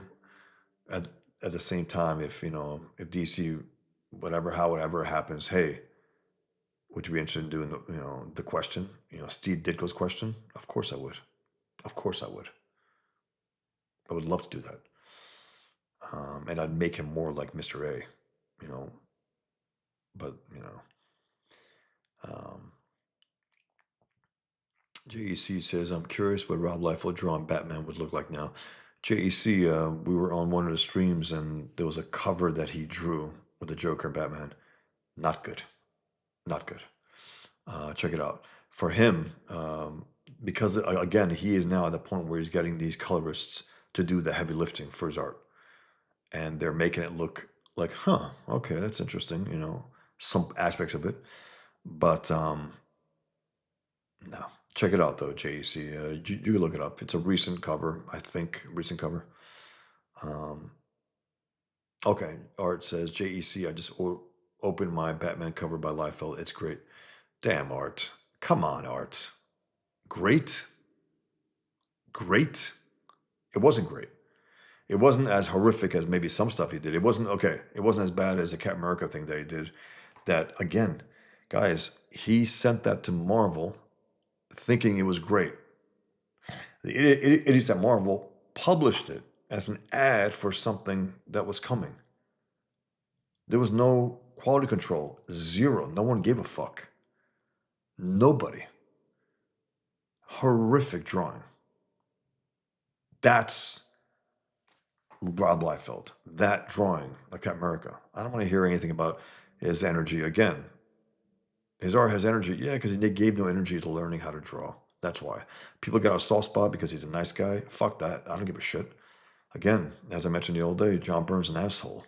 He's an all-time great. Who gives a shit?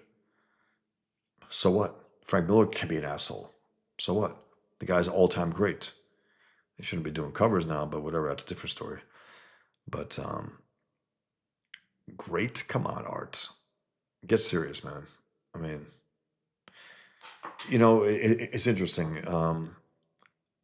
The excuse is made for that. No one has ever said, ever, wow, that's the best cover ever. Wow, Rob Liefeld drew that landscape, that building, that anatomy, that body there better than anyone. No one's ever. They can't say that. It's impossible. He's like an albatross. He was the point in time where the standards completely collapsed, and anyone came in with their bullshit. And some of the kings also like him, and I'm like, guys, you blow him away. I don't get it. It's like I look at Toth. Toth is a standard to try to live up to. You know, he is the guy that you want to learn from and aspire to be. It's like Michael Jordan. That's a standard of basketball. You don't want to go for some schlub who came in and out of the league within a year. That's a standard. The best of the best. Frank Miller's writing. That's a standard to me. That's what I want to try to reach. That level. Rob Liefeld, who can't reach that? Any halfway decent artist has already surpassed him. So, anyway, we can get this whole thing. I'm going to read after. And look, I'm willing to have any argument over anything, guys. No hard feelings. If you take it, that's your problem. It really is. But I have to say these things that I know to be true about these guys that even some of the Kings, love. Hey, man, the Kings are 10 times better than Rob Liefeld, 20 times. It's not even close. They're storytellers. They're artists. Rob Liefeld was a guy who, in the right moment, in the right time, snuck in when standards were collapsed and no one gave a fuck. And then he brought in a lot of people. He gave hope to losers who couldn't draw to enter the field and bring the standards down even lower. Anyway, let's go here. The idea that Mark Silvestri and Rob Liefeld are comparable. Come on, man. Come on. Let's get serious here. Okay. Imagine this right here, this double page, this not double page spread, but these 2 pages right here drawn by Rob Liefeld. Come on, guys. Come on. Please. Would he have drawn this? Impossible. Impossible. Would he have drawn that? No. Even though it's a swipe from Ditka. Would he have drawn this in that angle, in that way? Absolutely not. Absolutely not. Look at this. That's a great pose. Daredevil. All this stuff here. The angled bodies. Look at that. That's a great shot. I will get back to this right after because I do want to go back and forth with you guys. And hey, let's go at it, man, because these things got to be. I remember I had this one. Anyway, a debate, let's just say. This person was afraid of arguing. It's like, we're not going to be friends anymore. It's like, excuse me? I don't give a fuck. I said, I'm going to let you have it. You let me have it. And we'll go at it. And then that's it. I want to hear what you actually believe, and I'll tell you what I believe and what I know to be true. And no hard feelings. We can walk away at that point and say, okay. And of course, So, well, at least now you know you're wrong, and you know why exactly. But anyway, that's a different story. But let me go on here. Let me finish this, and then let me get back to that, guys. Um, because I got to hit back at that. I can't accept the fact that it's a great cover. It wasn't a great cover art.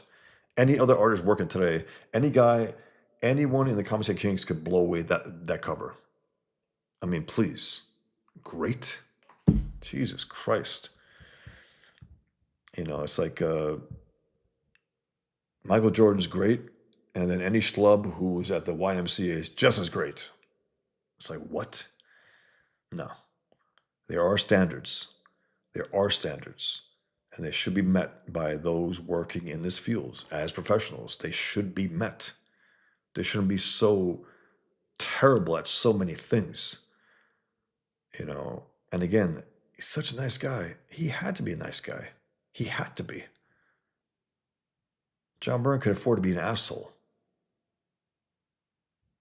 It's a big difference there.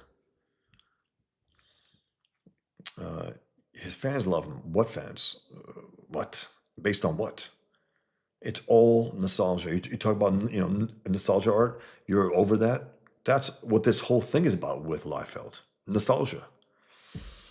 Um, okay. Yep. Here he comes. Funny. 3 out of every 4 murders, the victim knows his killer. I hate to become a statistic. I've had it with your holier than thou attitude. You protect criminals. You lecture me on procedure. You come on like the justice system incarnate. Anger's making him sloppy. Good. Otherwise, I'd be finished. I love the fact that he's self-aware enough, Daredevil, to know that this guy's a powerhouse. I better not fuck around here. I try to aid the justice system, supplement it, but you try to supplant it. Be judge, jury, and executioner, all rolled executioner. What? No. What the hell is he talking about? Spider-Man doesn't kill. He doesn't wantonly kill.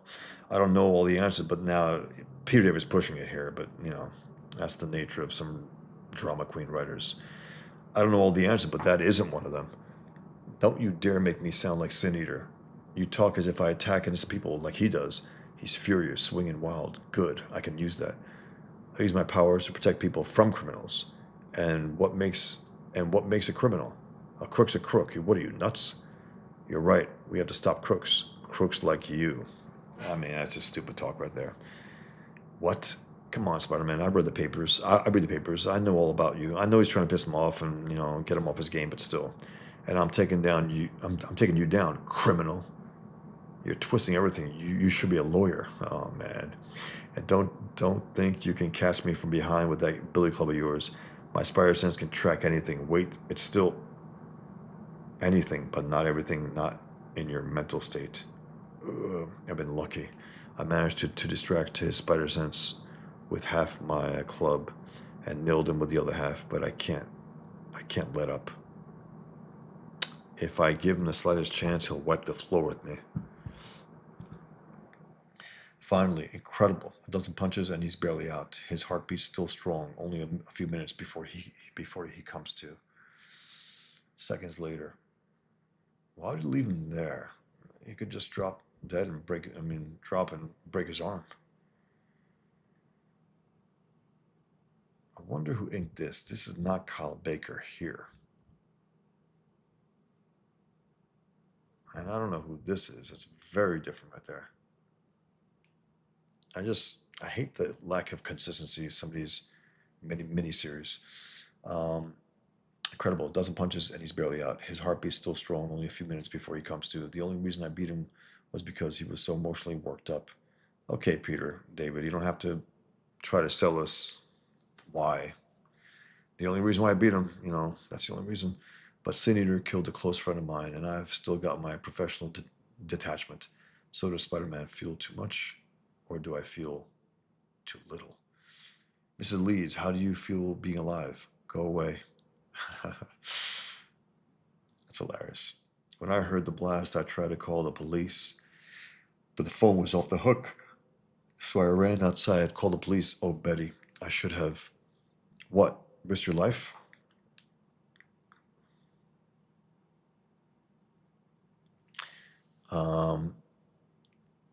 Marlo, you did the right thing. Just be glad we're both alive. You're remarkable. so calm. So, once again, the suspected sin eater has been apprehended after threatening the personal secretary of Pup. Threatened? He tried to kill me. The suspect has been identified as Detective Stan Carter of the 14th Precinct. It is now believed that an earlier apprehended suspect is not a cop. Did he say? A cop. A lousy, stinking cop. Ironically, Carter himself was assigned as a detective in charge of the murder investigation of Captain Jean DeWolff, first known victim of the Sin Eater. Oh, geez, Stan, why? Get Captain D'Angelo on the phone. He's inherited Jean's command. Oh, excuse me. And, why should he get any extra sleep? This is just wonderful. I can imagine what the public is saying. First, you're not safe from the criminals. Now you're not safe from the cops. I bet they really knew and they were covering for him. They stick together, the retards always pull that shit, especially on X. What about when a bunch of them shot that woman and they got off? I tell you, you just can't trust anybody. Timmy, I thought I heard you rattling around. Away from the window, sport. It's the middle of the night. Back to bed. Say, what are you grinning about? It's a secret. Oh, jeez, that Santa Claus guy. This is completely different here. That's like a Ditko thing completely. I don't know what the hell's going on here. This inking is, damn it, the lack of consistency, guys. I can't stand that shit. Because I don't know who the hell this is at this point. Not Aiken and Garvey. I don't think so, but it has a little something about that. I don't know. We'll see it at the end of the credits. But you're going to get something really good for Christmas. Well, that's nice, Timmy. Good night. Just wait until Dad finds out he's getting a great big color TV from Santa. And all I had to do, honey, where's the portable TV? Is trade Santa our little one. Ho, ho, ho. Jeez. Next morning in the lobby of the Daily Bugle, boy, the Toys for the Underprivileged drive is sure getting a pathetic turnout this year. Guess the city isn't in much of a giving mood recently. The overwhelming feeling seems to be anger. Out of my way, or you're fired. But I don't work here. Fine, you're hired. Now you're through. Get out. Speaking of angry moods, hi, Jonah. How did the distributor conference go? Fine if you enjoyed debacles. Some wholesaler hated my cigar, so now a magazine won't be carried in Cleveland. Then our plane was delayed for 4 hours out of Florida. Then we were stacked up over. Oh, forget it. Haven't seen a paper yet. What's going on, Parker? Oh, well, Sin Eater broke into the bugle room shouting he wanted to kill you. Robbie pretended he was you, confused Sin Eater, and we disarmed him. Turned out it wasn't really him, though. Only a copycat, so the real killer went to your house, Jonah, and found your wife, Marla, and Ned. Betty was there, too. But don't worry, this is a little recap from Peter. But don't worry, Spider-Man arrived just in time and saved them. Beat Sin Eater to a pulp. He's in police custody now. Guess you both owe Spidey a debt you can never repay. Not Spider-Man. So what, Ned Leeds hates Spider-Man as well? Wonder how long it'll be before Jonah and Ned realize this was their floor. Message for you, Peter, or should I call you Flash? Thanks, Anne. But look, just because I'm a photographer doesn't mean you nickname me Flash. In fact, I prefer you didn't. Fine, Peter. Work at 31 Flavors, and I'll call you Scoop. Everyone is a comedian. Hi. Aunt May, you called? Peter, damn, this is a rush job. Look at this shit. The lack of consistency. Peter, I hate to bother you, but it's Ernie. He was very upset this morning, especially after hearing the news about that awful man. Don't worry, Aunt May. He's probably just blown off steam ever since the mugging. That's what scares me, Peter. He took his old army revolver. Excuse me, guys. I'm sorry. Getting a little tired here, I think. That's what scares me, Peter. He took his old army revolver, his war memento. Oh boy. Look, I'll keep a lookout for him, but maybe you should call the police. Oh no, Peter, I wouldn't want to get him in trouble.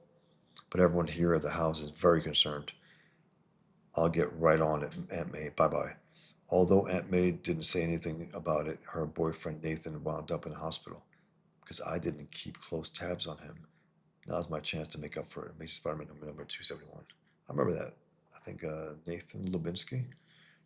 Peter, good. I need you to go with the man in the street reporter, Snyder. Take headshots. Nice, easy stuff. But Robbie, I have to look for someone. Well, now you can look for him and make money at the same time. But Robbie, again, man, this hack work right here, even this is like, what the hell, guys? You know, you know, look at that, touching the edge there. What the hell is this? It's like, that's good enough, you know. It sucks. That's pure amateur shit right there. Also, this. Look how high it is next to there. That's better. That's a healthy space right there. A little too tight there, but whatever. That's a good one right there. Um, all right, son. I'll just tell your new boss, Catherine Cushing, that you turned down an easy assignment. You can give your reasons to her, unless you'd rather. Oh, hi. I'm Ivan Snyder from the Bugle, asking today's man in the street question. Considering the alleged identity of the singer, do you find the police less trustworthy? You kidding? I never trusted them in the first place. You should be able to trust someone, but it seems you can't trust anyone. And if you trust the wrong person, heaven help you. Terrible what you read these days. All of those poor people that crazy man killed, defenseless. Criminals pick on the defenseless ones, on people like me, or me the way I once was. Huh. If it were just this, but you see every day about the police hurting people, I think maybe they crack under pressure. No more, though. I won't cower anymore. Now Ernie Popchick fights for what is his. The World Trade Center is next. It'll be nice looking down on the city and feeling like I own it because I'm not afraid anymore. Hmm. See now, there's a fellow who might take pity on her missing friend. Let's find out if he has any money to help us out.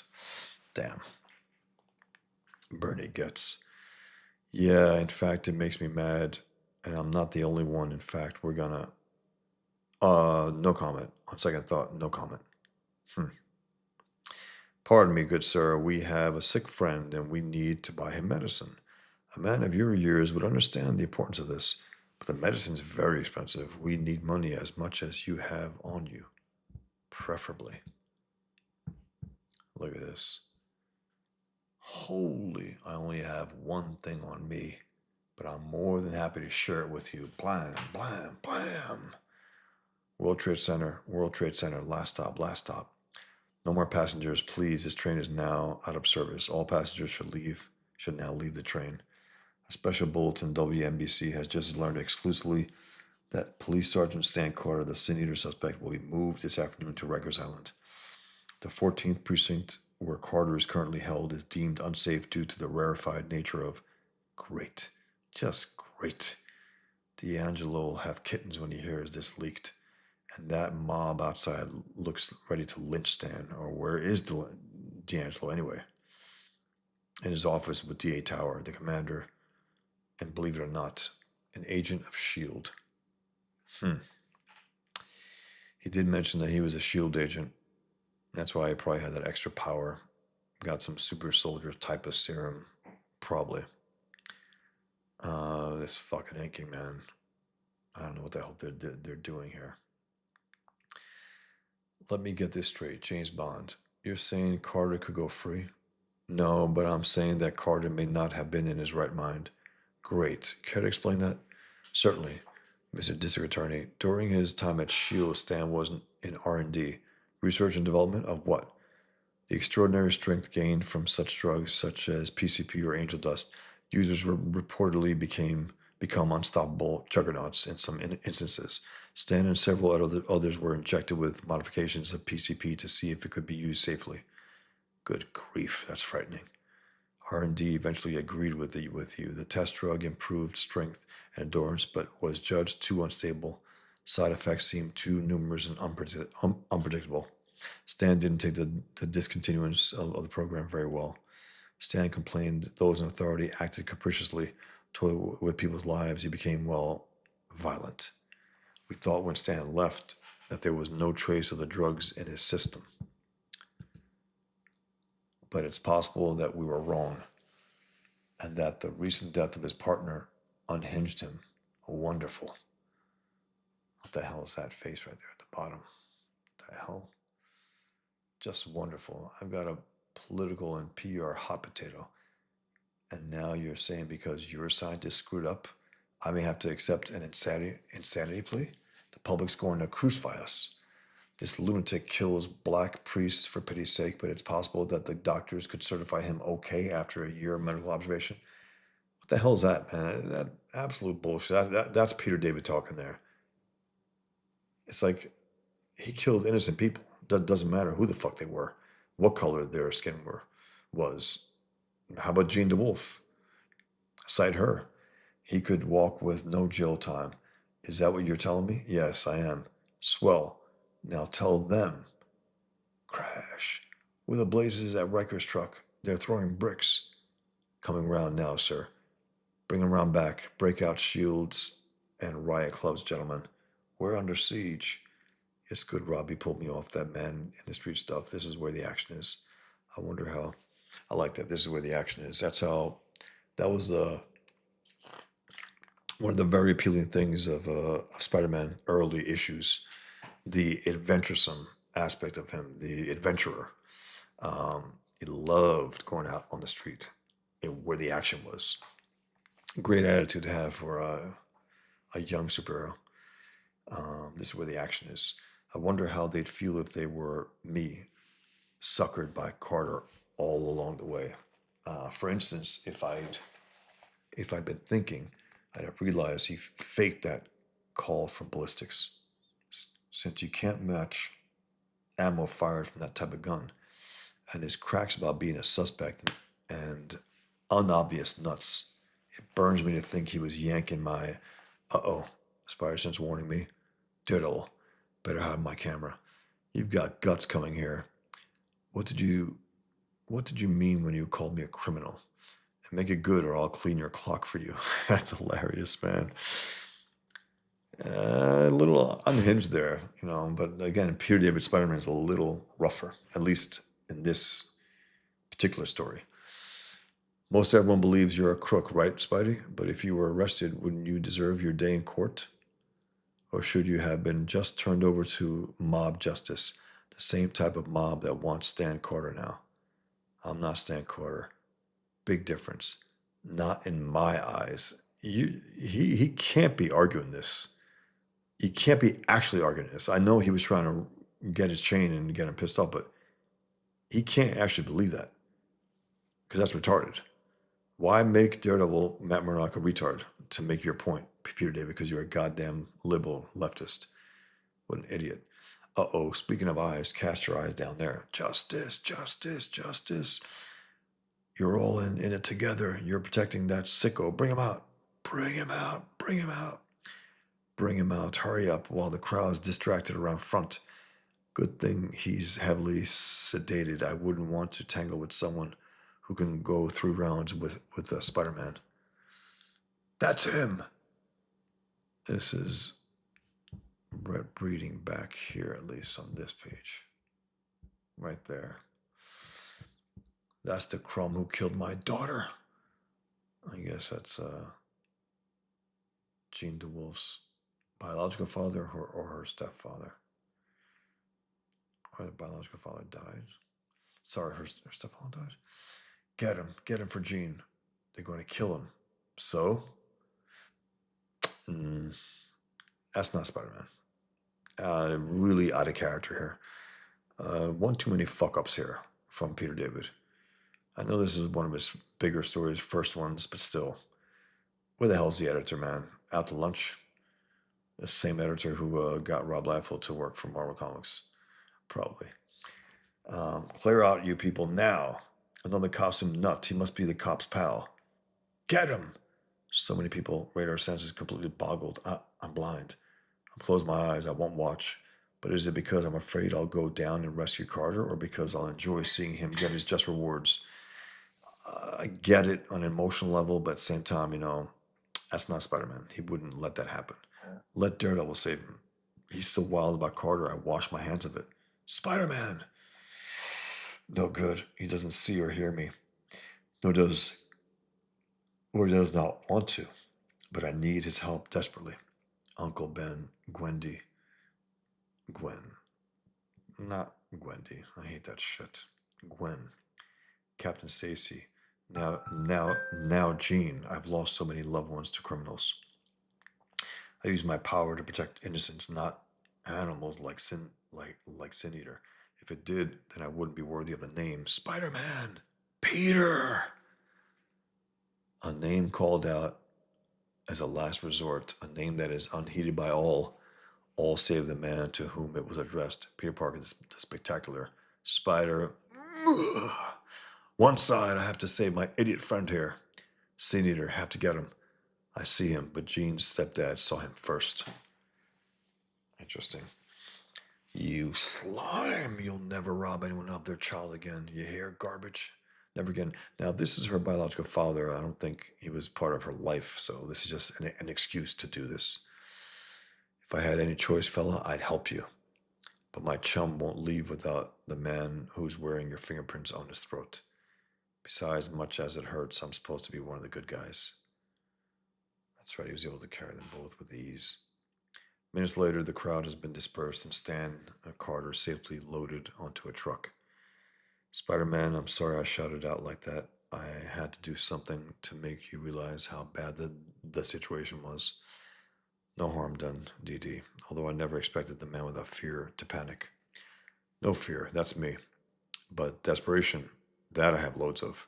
So, Peter, huh? Yep, and in case you're wondering, my handle is Matt Murdock. You're kidding, right? I mean, Murdoch's blind. I mean, that is. Let's go someplace and talk about this. That's pretty cool. I like that. I'm not going to read this other one. I don't remember it being as good. And okay, Peter David Writer, Rich Buckler layouts. Okay, not pencils, layouts. M hands finishers, many hands. It looked like a different inker every page. I think this is. No, I thought it was Jeff Fisherwood, but it's someone else. I can't tell.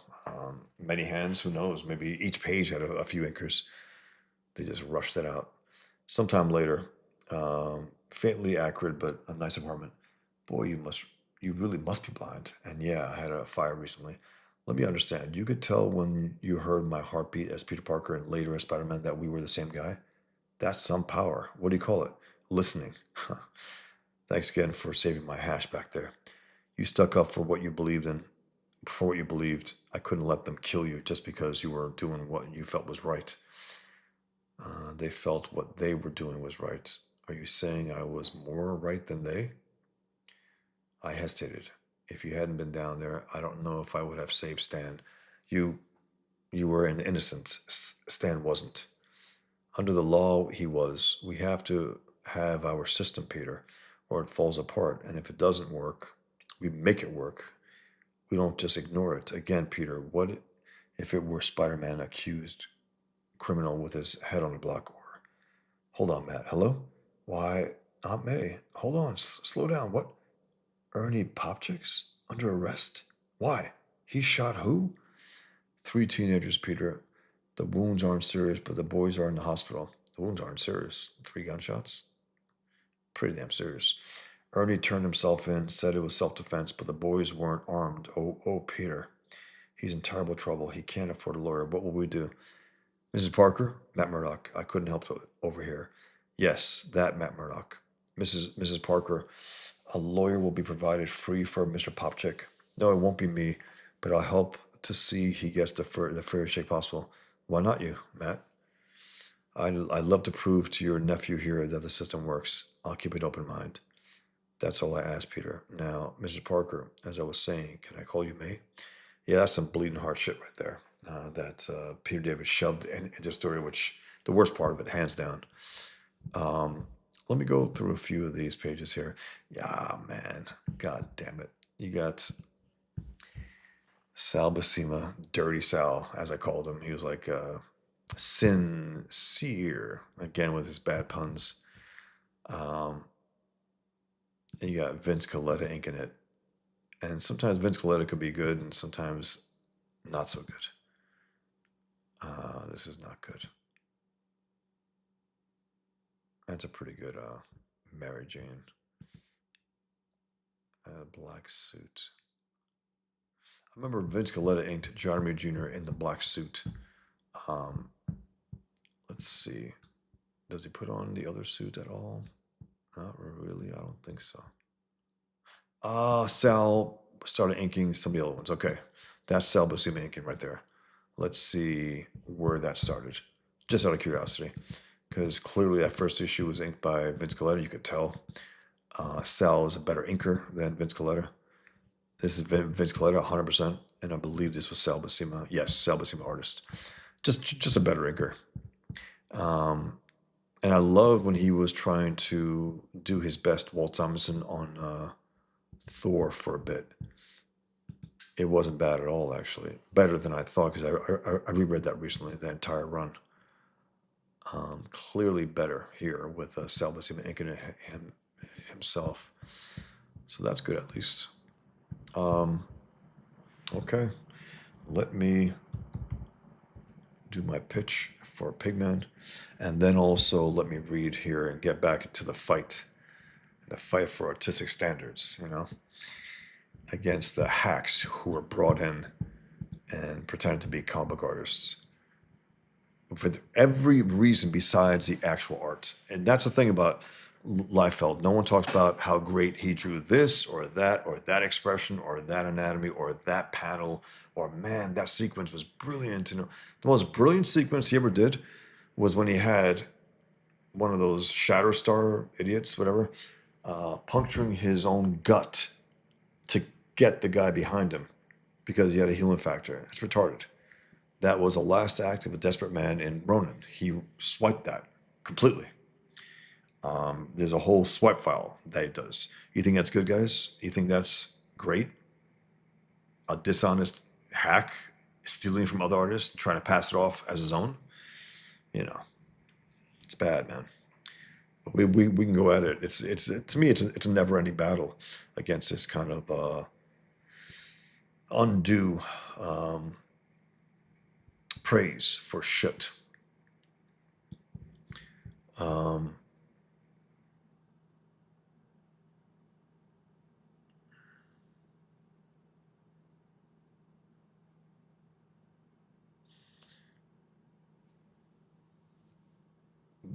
JC, oh yeah, I just did a search for Liefeld Batman. His cowl is really bad. Yeah. Art laughs. I like the surrealist vibe. Joker looks warped. Well, because it's not because he tended to be. It's just that he couldn't draw him well. Man Called Plush. I appreciate Liefeld's contribution, but his art can be hit or miss. It's never hit. It never is. Man Called Plush. You can't put anything that he's drawn against any all-time greats and say that it's better. You just can't. Marcus Keller, I don't even think Liefeld's a nice guy. Me neither, Marcus. You swipe, you're a rotten bastard. If you swipe, you're no damn good. And also, it's funny. I had a run-in with him a few years ago, and I can actually pull it up here. Let me show you. I recently was able to get back on Facebook, by the way. So I got my account back. I don't know why, to be honest. It was only through my iPad, which is funny. Only through my iPad that was able to get back, and then only through my iPad. And then I try to do it on my phone and my Mac, and then it said on my iPad thing, someone was trying to log in. Was it you? Yes, and then it went through. Yeah, I don't know, man. It's been 6 months, 7 months at least. But let me try to find the run-in I had with Liefeld, and I couldn't believe what he said. He actually I just couldn't believe it. He was saying something along the lines of, what the hell? Nothing's popping up here. Is it lie and then fell? Okay. Okay.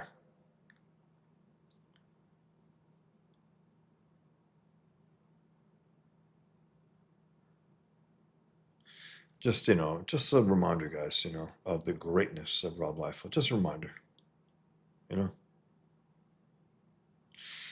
Um, but he wrote something, it must have been a few years ago on X. This is 2023. He thought he could write about artistic execution. He was talking about something. He goes, well, the execution is the key. And I was like, you're the last person to talk about that. And then he said something along the lines of, how many comics have you sold? It's like, what the fuck? I mean, that's pure Average July bullshit right there. But you guys love him, so, I don't get it. That's pure Average July bullshit. It's like, I'm like, unfortunately. That was my answer to him. And he blocked me. And then this one guy says something here. Let me show you. You know what? I'm going to pull this up, actually. I'm going to pull it up to my computer. Let me see what I can do here, guys. Give me 1 second.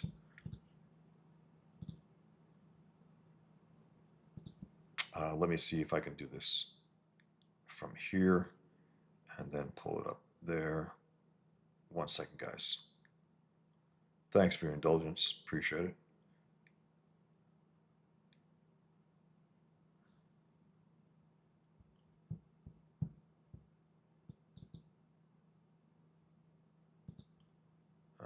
Okay, this should be good to go. Let's see.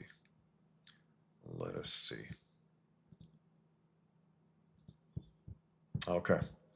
This was something that I posted on Facebook 2023 after I had a run-in with him on X and he, blocked me. This guy said, you would like to have drawn that Captain America go bathe. Some Spanish guy, I guess. Like, he said, I would have loved to have drawn this piece of shit, Captain America.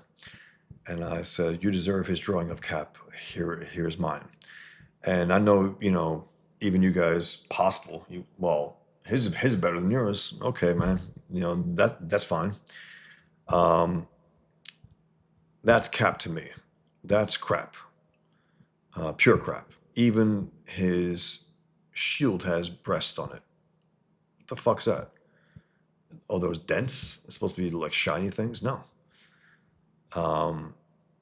He blocked me because of it. Because after he said he was talking about artistic execution. That's key. I'm like, you're talking? You? And his first answer was, how many comics have you sold? I said, or something. No, I sold, I think maybe it was back and forth and someone mentioned I was a cartoonist also. I sold more comics than you. I said, unfortunately, yes, some along those lines. I don't have that. I didn't see that pull up here, but I might be able to find that exchange. Maybe it's on my computer, but I know that we had an exchange and then he blocked me right after that. That's fine. That's his prerogative. I mean, he can do that all he wants, but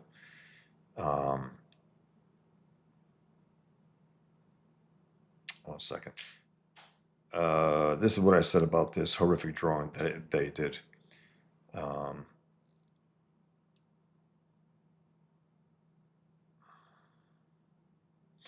I said, comic book fans, I just saw, this is 5 years ago, actually, 2020.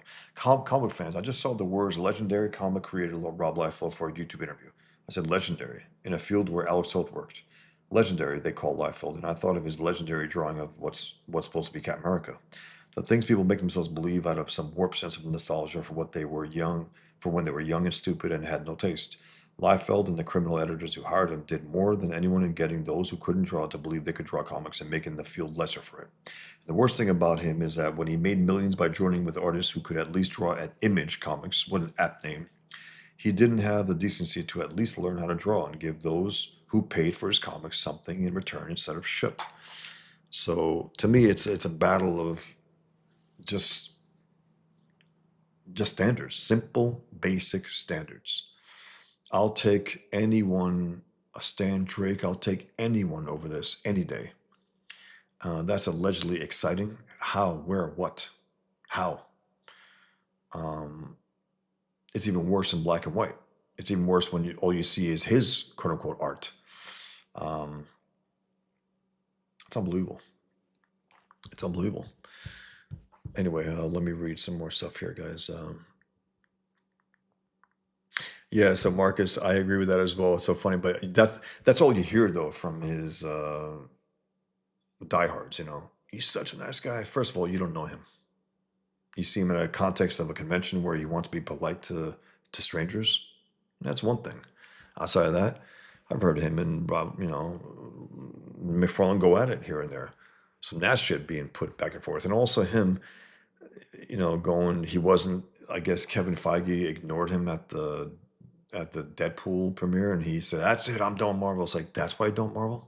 That's why, because some asshole ignored you. Who gives a shit? Um, and in terms of his creation of Deadpool, it's a co-creation.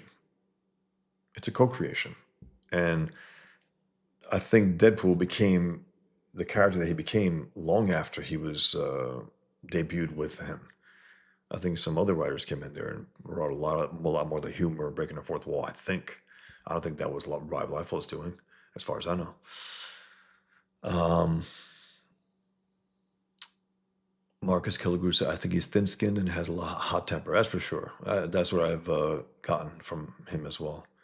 Marcus, a man called Plush. If Frank Miller isn't trolling Marvel with his recent work, I'll be speechless. I know, man. I know. But he can. Okay, if let's say that's true, Plush. What an asshole! Because it's his reputation that's taking a hit. It's his work that's taking a hit. This is how he'll go down. If he were to die tomorrow, like that's what we remember him as. Like what the fuck? If that's the case. JEC said there wouldn't be half as many panels if these were live full pages. I'm looking at some of the other tab right now. LOL. You're talking about the Jean DeWolff. A man called Plush. Debate passionately and have a beer after is how it should be. 100%. Always the case. And again, the hard feelings will come, I guess, at times, but you got to stand your ground. This is my position, guys. I will never budge. I never have. I never fell for shit rap music. I know my cousins were always like, I was like, get that shit off. I don't want to hear that shit. It's fucking shit. And again, there could be an exception, a very, very small exception. Like this song called Giant with one of the guys from the, what was it called? That group? The Fugees? Something? It's pretty good.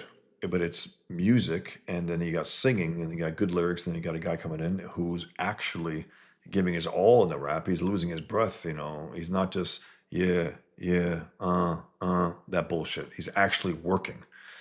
And a little creativity, a little cleverness in the lyrics. But that's an exception. The medium itself is shit. I can't stand it. That also collapsed the standards of music. Music has never been the same in terms of these classic great songs in the past. Those days are gone. You look at the mainstream. Again, I don't even listen. The only time I get assaulted by modern shit music is if I'm walking through a mall, possibly. I can't even say that I've ever heard Taylor Swift, but I may have if I'm walking through a mall. And I rarely walk through a mall. I don't even know the last time I did. The point is I keep myself very, not safe from it, but I know what I love, and I try to get a similar songs. Like, they have this option where you can get a type of music that you like, and you get new songs that are brand new that I like. Happens to be alternative, not because I like quote unquote alternative. It's just that alternative is the word that they choose to put songs that are pretty unclassifiable. That's why they end up in that category, and it usually means individualistic, something different, new sounds, people trying to be who they are, not trying to be someone else. Um, Art says, I looked up one of my favorite Green Lantern runs the other day. I was surprised how many artists worked on just a few issues. I read a number of Green Lanterns. I like that crossover between Green Lantern and Green Arrow that Chuck Dixon and Rodolfo DiMaggio did. It was really, really good. Rodolfo DiMaggio was a hell of an artist, man. A hell of an artist. Really good stuff. Peter David loved his banter. He sure did. I think over loved it. More so than his readers at times because there's a lot of like groans. When sometimes you're like, ugh, that pun sucked. JC, you ever read any Brubaker and Phillips comics? Yes. Yeah, yes, I have. I just picked up Where the Body Was yesterday. It was excellent. Best comic I've read in a long time. It's good stuff. There was one I read that was a little based on Alex Toth, actually. Um, a writer, I think it wasn't, I think in this case, but it was Brubaker, I think, mentioned Toth. So clearly he was supposed to be a Toth type of artist, maybe a writer, artist, but I think he was possibly cartoonist even. I don't know 100%, but it was a pink background cover with an old man with a cigarette, and it was good, very entertaining. That's the last one I read from them, but it was good. Brubaker was an asshole with me though. I contacted him years ago, and I called him out for not having Cap take on the jihadists. Not that Marvel would let him, but I said, Cap America took on America's enemies, and he should be doing that now. And the idiot came back with, well, I wouldn't have him. Why would it would be stupid to have him running around the desert and running around desert? I said, yeah, when you put it that way, it's stupid, but why would you put it that way? That sounds dumb, but you're trying to belittle it because you're a coward. I mean, because you're afraid. He goes, yeah, I was talking to my friend Frank about that, and he's into it. I said, yeah. I said, I'm also doing this. So he was a real asshole. Again, he's one of these guys who I think is some kind of leftist who is now complaining. It's like you got to give Ditko extra respect for this. He knew it was work for hire. He never asked for any more money than what he got to draw those comics. He knew it was work for hire. These guys, like Ed Brubaker, will come around, hey man, they didn't pay me for Winter Soldier. It's like, bitch, it was work for hire. That was a contract you signed. But at the same time, I do like some of his writing. So I can appreciate that. Say, yeah, he's an asshole, and he's written some good stuff. I liked Winter Soldier. It was really good. It was a great, interesting way to bring back Bucky. JEC, original of the villain is he was injected with military-grade PCP. Origin of the villain, yeah. That's funny. That's right. Art, so I think it's more than acknowledging that it could lead to race riots rather than them placing importance on the race of its victims. I get it, Art, but at the same time, I think that's because he's not talking about the other victims. He's only talking about the black priest, and he said black priest. He didn't say priest. He said the black priest, and also that stuff that he was shoving in there. And I think he tried to make Jameson look like a bad guy. Jameson was a rational one in that exchange. He was. JC, I think of Liefeld more as a comic book meme at this point than an artist. 100% JC. He's the guy that anybody can draw better than. Anybody in comics history. It's not an exaggeration. Al Milgrom blows him away. Al Milgrom, in some of those terrible comics I drew, some of those panels and pages on Secret Wars, blows away Rob Liefeld. Blows him away.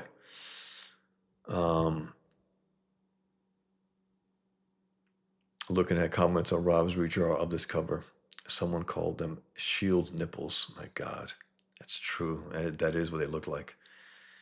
Oof. Bruce Campbell's chin. Liefeld's Deadpool is way different than the one that he ended up being, Bruce.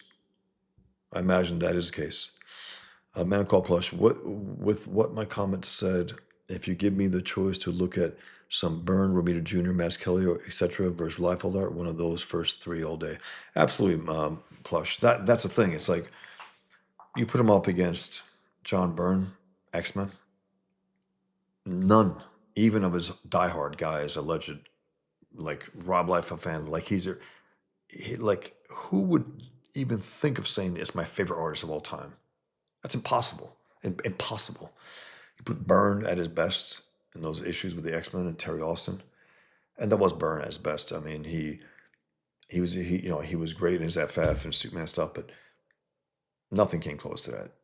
And the magic of him and Terry Austin, taking those pencils and just making them look near perfect.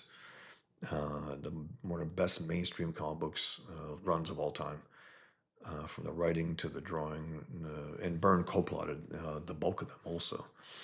Um, you look at that, it's like, my God, this is two different races. I mean, it's like you got an alien race and then you have a human race. It's like, what the hell? It's not anywhere near.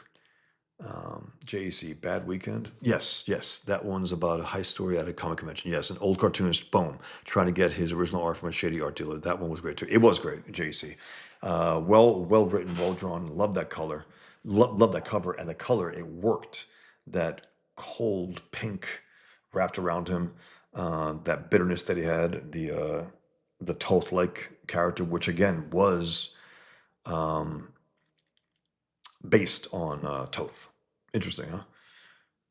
I don't know if Brubaker had his run-ins with Toth, but he probably caught the wind of Toth at least. But I appreciate the give and take, guys. And art, we can go at it with Rob Liefeld any episode. I don't care.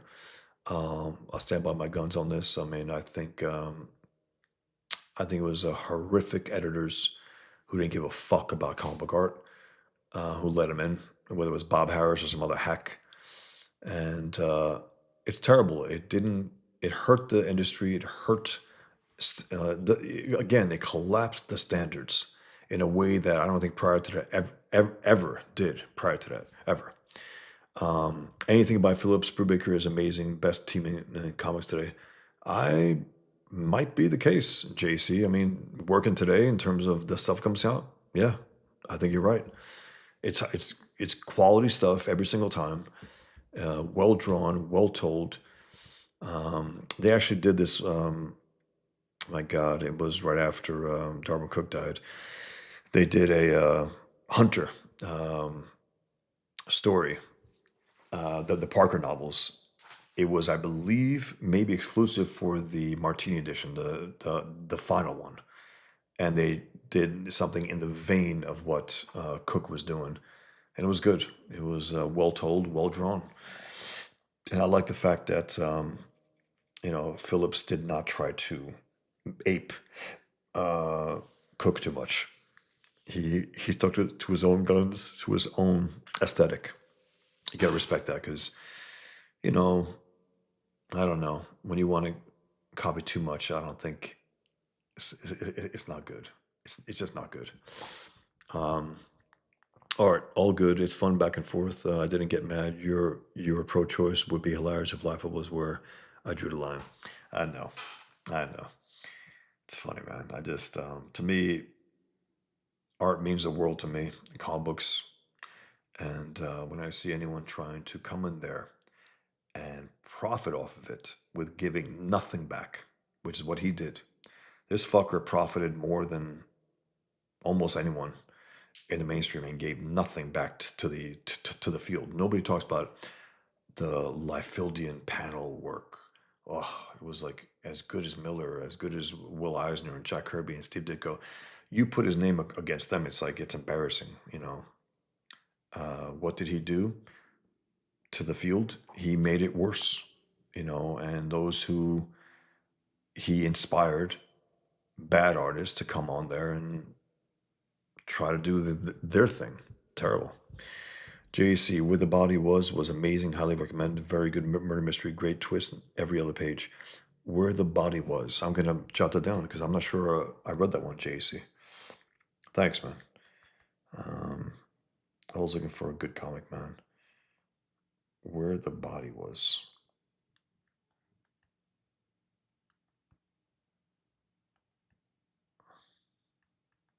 Just 1 second, guys.